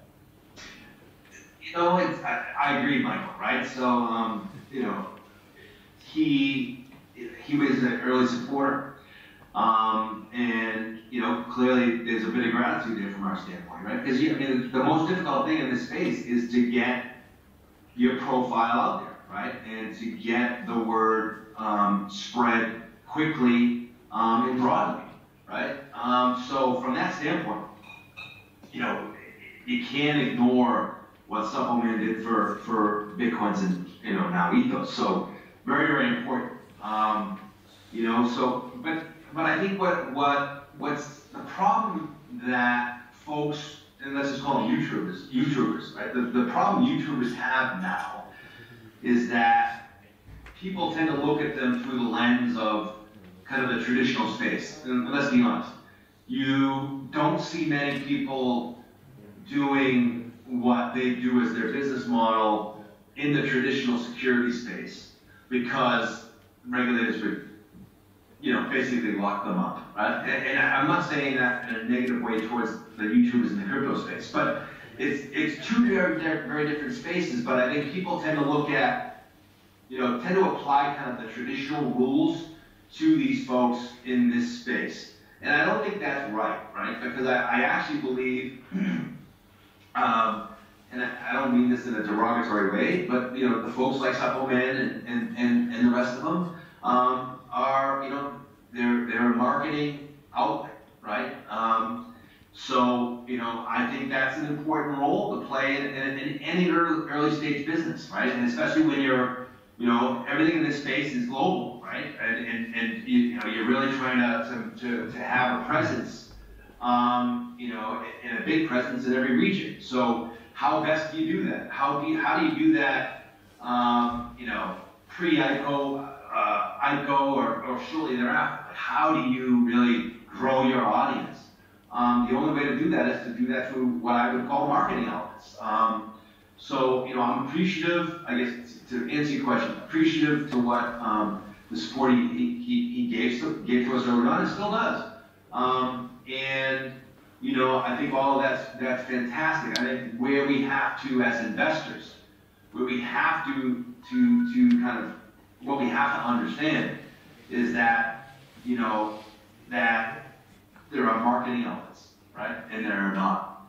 And, and that's the way I see it. Now, personally, and I've said this a million times, I mean, Suppleman and I don't know each other, never spoke to one another. And that's not necessarily for any particular reason, other than the fact that I think I posted this publicly, strategy is something that sits with me. So therefore, I find, or clearly, I think it's fair to say that there's a lot of sensitive information that sits with me. So therefore, I have to kind of wall myself off from everybody else because I want to be very protective of very, very sensitive information. So I think someone reposted this the other day because someone asked me in Telegram about this, but let me give you an example. So what we've done here at Ethos is we actually implemented a trading policy, insider trading policy that we adhere to for anything around Ethos and the Ethos token. I gotta be honest, I haven't heard of any company, or at least a few, that have done kind of that same thing. Why is that important, right? When you think about all of these things that are going on, what tends to not be non-existent in our space is that we run through these token sales, we issue tokens get issued, and then there are decent sized pools given to these developers to continue developing the project. Some are transparent if they put everything out on the blockchain, some, but most aren't. And for us, and me coming from the traditional side of this, I've lived under a policy my entire life. I've never been able to invest freely, ever. In my personal, from a personal investment standpoint, because my employers, it was important to kind of manage that process, right? So we do that same thing here at Ethos, because that's the prudent thing to do. That's the ethical thing to do. No matter how bizarre it may sound in our industry today, that's going to become the norm, right? So this is a lot of things that are kind of related to Suppo, because as you guys know, and I don't shy away from these conversations. I get hammered about Suppleman pretty often, right? But my point is simply this: is that from our standpoint, he was a big supporter. We're very appreciative. He's still a very big supporter. Very appreciative. But from our standpoint, he's a marketing outlet, and we leverage him from that perspective. But sensitive information never leaves my lips, as you guys see, right? And I'm walled off from everybody. That means I'm always in this office kind of by myself, I guess. No. So, but it's a lot of information there. But I hope that answers your question. And I'm happy to talk about it more as well. Yeah, I think Suppleman was great for the community. Really got it out there. A lot of people went into following the Bitcoins because of him. Yeah. But I really think that people think that he gets some sort of inside scoops, which is not the case that I personally know, because we don't get them also as product counsel. It's like only need to hear, that's what we get. But he just markets it really well. He's just saying like, I know something, and we already talked about this on Telegram, but he just reads your and Shingo answers like really carefully, and he plucks out like what is important stuff, and he just reads through the lines instead of yelling like when Moon, when Lambo, and all that kind of shit. So I think people give him too much flack for that, and I think he's a great outlet. So no, I agree, and I would just say, I've said this publicly as well, right? Is that remember, from our standpoint, it's a marketing element, right? And so there are, from our marketing team perspective, that is, there's a dynamic there, right? Where, we have, asked him for his input on things that are marketing related. So, that makes complete sense. But I want to make, I've said that publicly, and we didn't mention that, but that is, be fully transparent here, right? So, but that is completely realistic, right?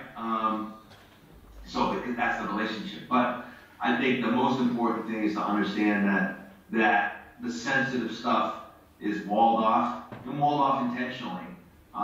Even though, let's be honest, Shingo and I spend a ton of time in our communities. But as you see, we walk right up to that line where we can give you as much information as possible.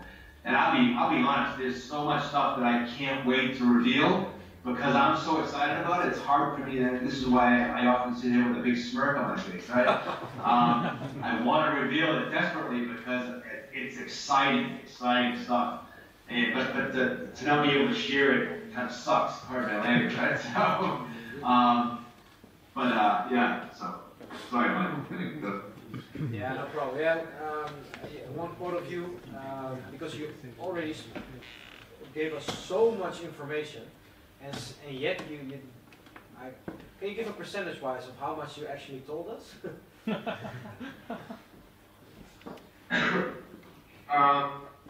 Aside from things, before I get that yet, the one aspect that of being very, very careful with is the social element of our platform. Because that's going to be a game changer combined with all these other facets of our platform, right? So that has me. Again, that's why I don't sleep. It's very exciting stuff. The way we're thinking about finance 2.0, as I put it, right? So, I think we touched on that briefly, but aside, so maybe the answer to that is, aside from names, aside from kind of detail on the legal and kind of regulatory structure and things, maybe 75%, if I'm being generous. Yeah, well, to quote you, you said, under promise, over deliver. So, what I just took out of your answer was, we have a universal wallet that nobody has. We have a low-fee gateway. We have a complete and unique way to rebuild our finance and give power to the people. And yet, you are calling the social aspect the real game changer. Yeah. I don't even want to know how big that's going to be. If it encompasses, it overshadows all the rest. It must be so big. Is there anything you can tell us about it? Anything? Just like, not of course giving us exclusives, but just anything you can share? Sure. All right. So, I always do this, right? So we actually touched on a couple things. I think that if I draw a straight line correlation, maybe that will help. So, as you know, I come from this institutional space, right? And the benefits to being in this institutional space are vastly different than they are for retail. So what I'll say is we are, and I'll kind of put it in a quote, we are institutionalizing the retail investor. So what does that mean? How do you have this massive thing here and this one little person here. How does this reconcile? Right? This reconciles through social. Right? So if through social you can get to scale, right? Think about that. Right? So if you can get to scale, then you now are on an institutional-like level, which then means that you control the conversation rather than the financial industry controlling the conversation. Because again, I've seen it for 30 years, right? It's a very different dynamic when you think about an institutional capital owner and how they engage their financial intermediaries. They're not beholden to them. It's the other way around, right? So if you think about that, so if I now have the control and the influence over my service provider, right? And let's be honest, that's what the financial industry is. They're a service provider, right? If I have the control over that and influence of that, from a retail perspective, what does that mean? So think about this institutionalizing the retail investor. Think about social. Think about all the things, all the other products and services that we'll have. And I think that should probably allow you to start to connect some dots. Yeah, it really sounds great, and I already got like a small hint of what you're trying to do there at Ethos. I'm gonna see if there is any last questions, and then we're gonna let you go. One more. Yeah, Mike. Maybe one question that you can ask, right? And then come back and we can figure out how to talk about it. But I'd be very interested to understand what we as retail or investors feel about, having this hybrid solution, right? So when you think about crypto connected now to traditional investment and traditional assets, what does that bring front of mind to you? What does that make you feel? What does that make you think about, right? Because for me, it makes me think about a lot of dynamic things, but I'd be interested to kind of get your views. Okay, well, we don't have vast financial backgrounds, but we're going to check the audience and then we'll come back to you, right? Right. Nou, dus even kijken, heeft iemand wat input? Hij heeft het dus over een hybride platform, waarbij je eigenlijk je eigen financiën beheert. Maar niet zozeer gewoon iets met een Rabo-scanner, maar eigenlijk gewoon alles. Dus eigenlijk alles wat hij genoemd heeft, wat heel veel is, het straks gewoon in één app op je telefoon. En nu wil eigenlijk gewoon weten van, joh, hoe denken jullie daarover? Hoe zie je dat? Wat voor beeld heb je erbij? Dus gooi maar, zeg maar. Ik denk dat het niet zozeer voor ons heel boeiend is om ook te kunnen investeren in bijvoorbeeld goud, olie en andere traditionele assets. Maar dat het wel heel belangrijk is voor de mensen die nu in de traditionele assets investeren, ook naar crypto te trekken, dat het ook een mogelijkheid wordt voor hen. Op die manier. Nog meer dingen? Hier in de hoek nog wat? Ja.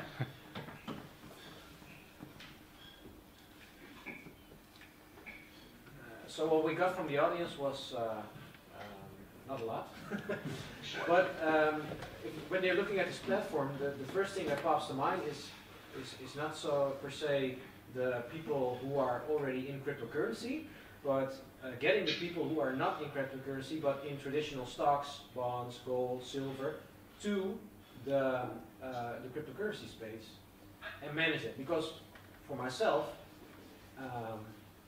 why buy gold if I can buy Bitcoin? That's my first thought that pops to mind. Perhaps maybe later on I want to diversify and buy some gold, but I see it the same way, like getting the traditional space over to the crypto world, to our world. This is what, the first thoughts that came to mind. Yeah, there's a couple things there, Michael, right? It's so first, so why do you link them? You have to link them. If you ever aspire to deliver mass adoption, you can't really, if you take crypto by itself, it's the long path to mass adoption. So how do you shortcut that? You shortcut that by linking crypto with traditional, because that's what people know, right? Everyone knows traditional, they understand the engagement, how the CV experience works, what the products look like, etc., right? Now, they also can't stand it, right? They don't like the process. But unless we as crypto introduce the two together, then we're dependent on the traditional space to introduce crypto to the mass audience, right? Right, so I don't want, personally, Shingo, the team, I'd rather not be dependent on the financial industry introducing crypto. I'd rather take control of that timeline, right? And drive that forward aggressively now to really begin to educate the broader audience on crypto and the benefits of it, and even, you know, purely from a portfolio diversification standpoint. If you have everything in traditional, why not have a piece of your portfolio in crypto and vice versa, right? So I think that piece is massively important to taking control over the pathway and timeline to mass adoption, because otherwise we're dependent on, you know, big financial firms who have other interests at play, and personally I don't want to wait for that. I'd rather link them now and then control that progression forward. But more importantly, it's also recognition of the fact that most people, if they even have a retirement plan, most of that sits in a corporate retirement account, right? And some 401k here in the US or something similar somewhere else. And I think I put something out, I don't know if it was this week or last week. It was a chart that I put together about how the mutual fund industry works. Why I put that out, it was motivated, right? So why did I put that out there? Because, you know, I believe the 401k retirement plan experience today is a joke. I mean, I really mean that. I think the options in it stink. I believe the information and knowledge that, you know, kind of that, whether it's your company who offers it or whether it's the plan, the company that manages the plan for that company, the information and knowledge that they give to, you know, actual participants in those plans are non-existent.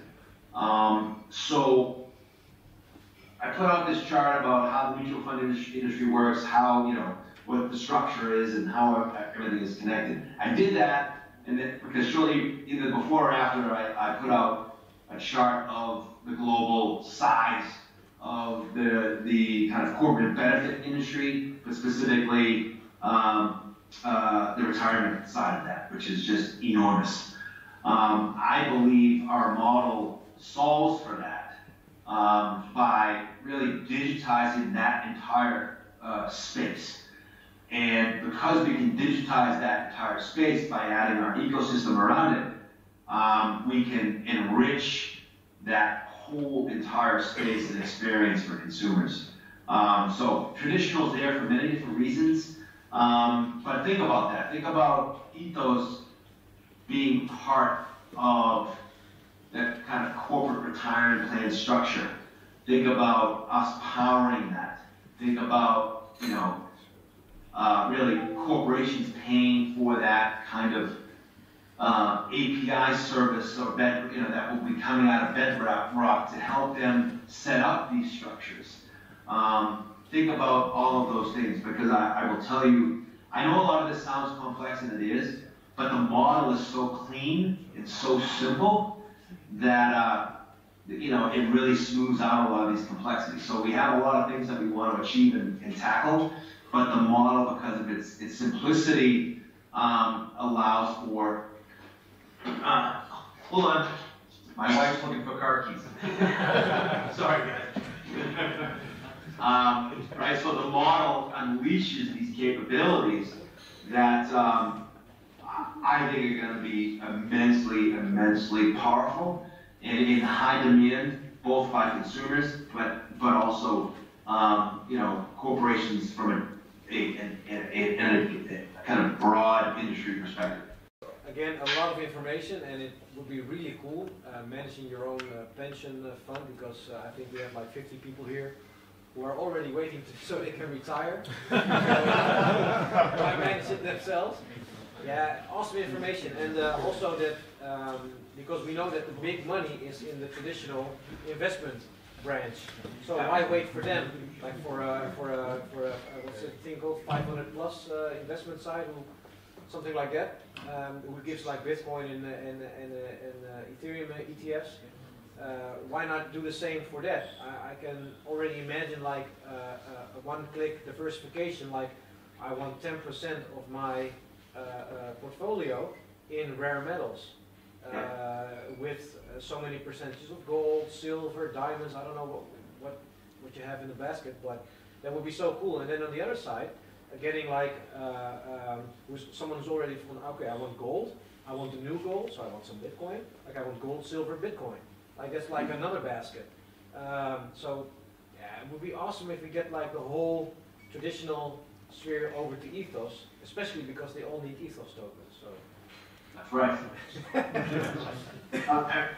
Clearly that's something great, right? Yeah, absolutely. The more demand we have on the business and developer side, right?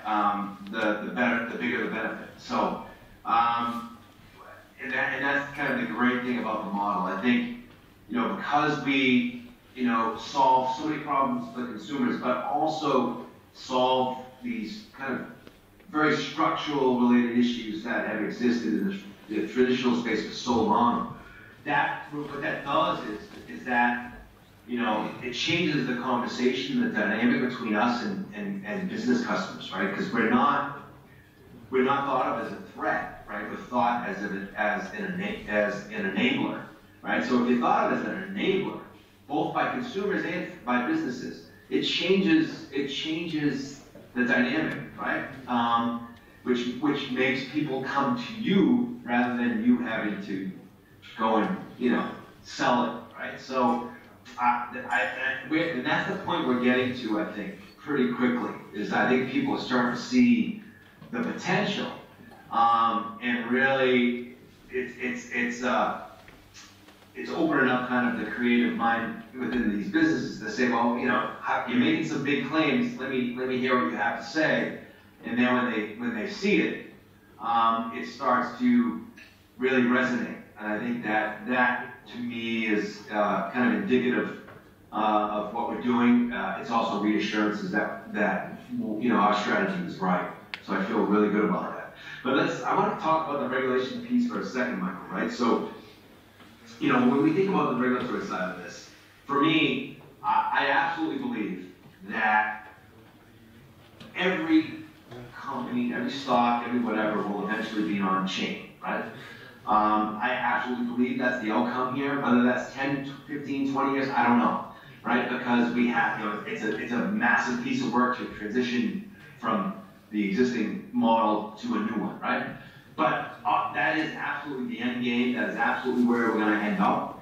So, but, you know, another motivation for this hybrid is it's recognition, right? Of saying, all right, we will eventually, everything will be digital, and therefore, you know, by linking these two things now, we start to get everyone more comfortable. But more importantly, transitioning our customers from, you know, to this entirely new digitized space becomes much easier for users on our platform because people are already familiar with it. They're already comfortable, right? So as the industry and the infrastructure shifts to chain, you know, and again, I've mentioned this publicly, I think where we land from a blockchain standpoint is, you know, not necessarily with the industry beholden to Bitcoin, Ethereum, or Dash, or Ripple, or something, right? I think it's an amalgamation of all these things. I think there'll be a big, you know, from an industry standpoint, there'll probably be a lot of private consortium chains, right? Because of the perceived risks about being, fully open and transparent. But you know, there's a lot of things there, but I think ultimately all of that's supportive of the long-term environment and infrastructure that is chain-based, that is open and transparent, and by setting up our model the way it is now, we won't have to react to that change. We're already prepared for that change to occur. So you think about that, right? If you're a Fidelity, you have to, you know, you're going to have to change a process that you've built over the last 40 years, right? Which is going to be a massive undertaking.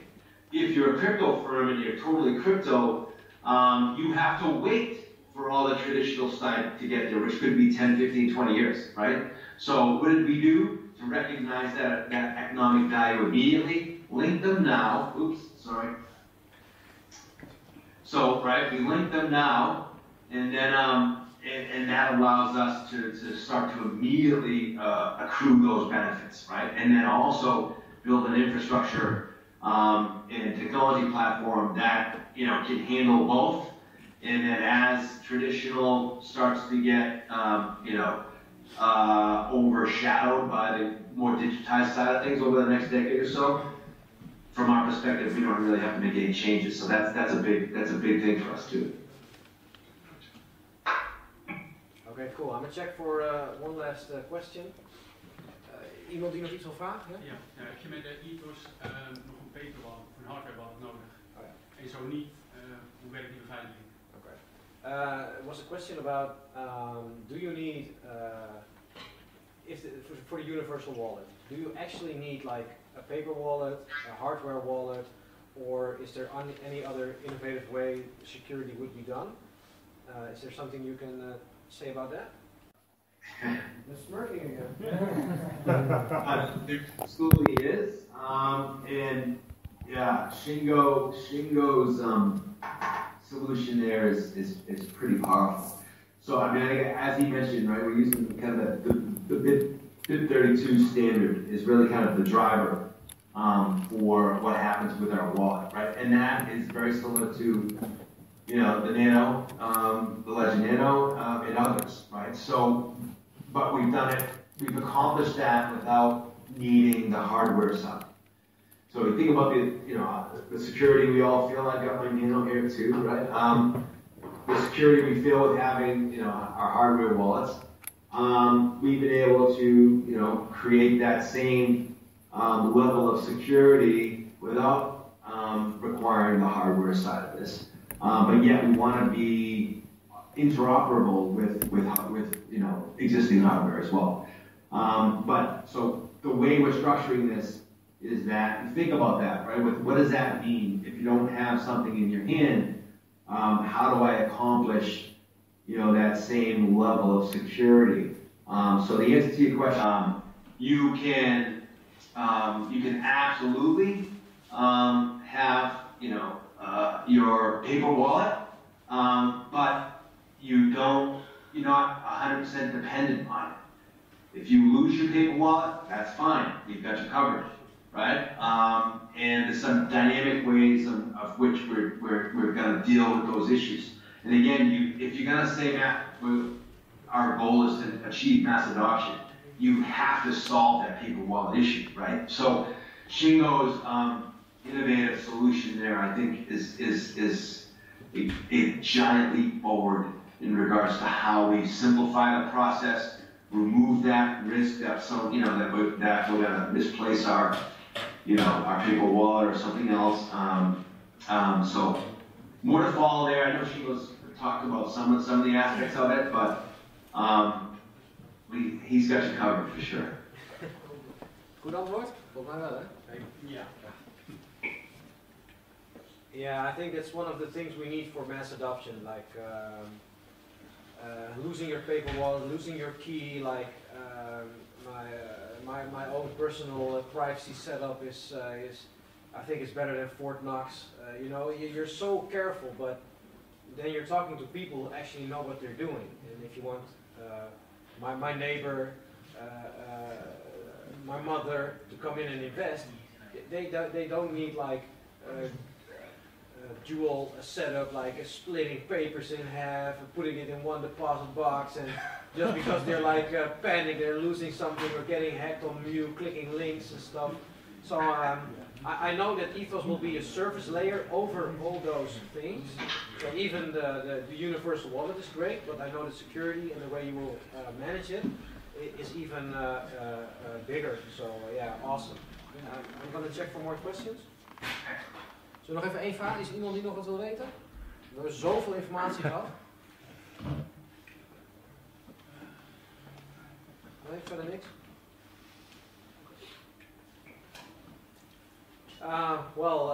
You were so comprehensive in your questions that there's like answers. There are no questions left. So thank you very much, Stephen. Everybody who came here already knew that Ethos would be a really big thing in the crypto sphere. We did a coin count, just for your information. There are around 50 people here who together hold 1.7 million Ethos tokens. So we're going to leverage that on you. No, but this just shows how invested people really are. And I think after your information today, even for myself, because I know a lot, we have contact regularly and I'm in the product council, so I see a little bit more than the rest. But even you dazzled me. Like it's so much bigger than I thought. And I'm like 6 months in already. So you did an awesome job. Thank you very much. And a big round of applause for Stephen.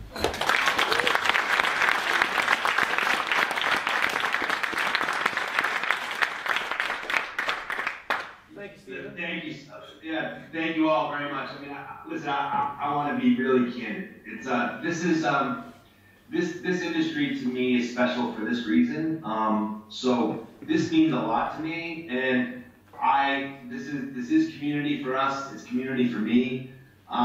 So I'm invested with you guys, and I want you to feel the same, in reverse. So this means a lot to me, and I love this. So this is an open community. I embrace everything about it. So you can hit me anytime you want. Michael knows this. If you have any questions, concerns, whatever it may be, I'm always accessible, and I'll do whatever I can. So really, I appreciate it. Very humbling. So really do. Thank you so much for letting me talk to you for over 2 hours. Yeah, thanks, Stephen. Thank you very much, and we'll see you soon, okay? All right, thanks so much. Bye-bye. Bye, everybody.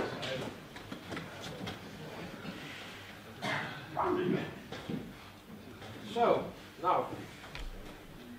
Dat is een boel informatie. Lening opvragen nu. Sorry? Lening opvragen. Ja, ik wou nog zeggen van, just hold on, everybody's buying Ethos right now. Het is echt, persoonlijk wat ik al zei, ik zit er al best wel lang in. Echt vanaf het begin, 100 mensen in de Telegram, voor de ICO, voor Suppo. En toen, ik investeerde om de Universal Wallet. Ik zat er net 2 maanden in en ik dacht, wat een gezeik is dit zeg. En toen kwam dit. Ja, ik had echt serieus 11 wallets op mijn computer staan. Ik moest een extra harde schijf hebben, want het zat helemaal vol, want elke blockchain is 8 gigabyte. Dus ik denk, wat een geneuzel. En toen kwam ik dit tegen en dacht van, oh, dit gaat echt groot worden. En dan komt dit erbij. En dan de Fiat Gateway. En we willen het allemaal. Dan zegt hij, ja, maar het social, dat gaat echt groot worden. Net alsof de rest niks is. We staan zo aan het begin hiervan. En iedereen die hier zit, echt waar, volgende keer doen we weer coin count. Dan is het niet 2,5 miljoen, dan is het 25 miljoen. En dan komen we allemaal in Lambo's aan. Zullen we dat afspreken? Hey, we gaan nog even een drankje doen. Ik had officieel gezegd dat we tot 3 uur zouden zijn, maar ik denk als we nog iedereen nog even een drankje wil doen, nog even met elkaar wil praten, even afronden, dan zal het vast prima zijn. Ik wil jullie vast allemaal bedanken voor je komst. En ik vond het super tof en we gaan het zeker nog een keer herhalen. En onthoud dat jullie waren de eerste en wij Nederlanders waren gewoon de eerste in de hele wereld die dit georganiseerd hebben voor Ethos. En dat zullen we ons ook naar afpakken. Yes?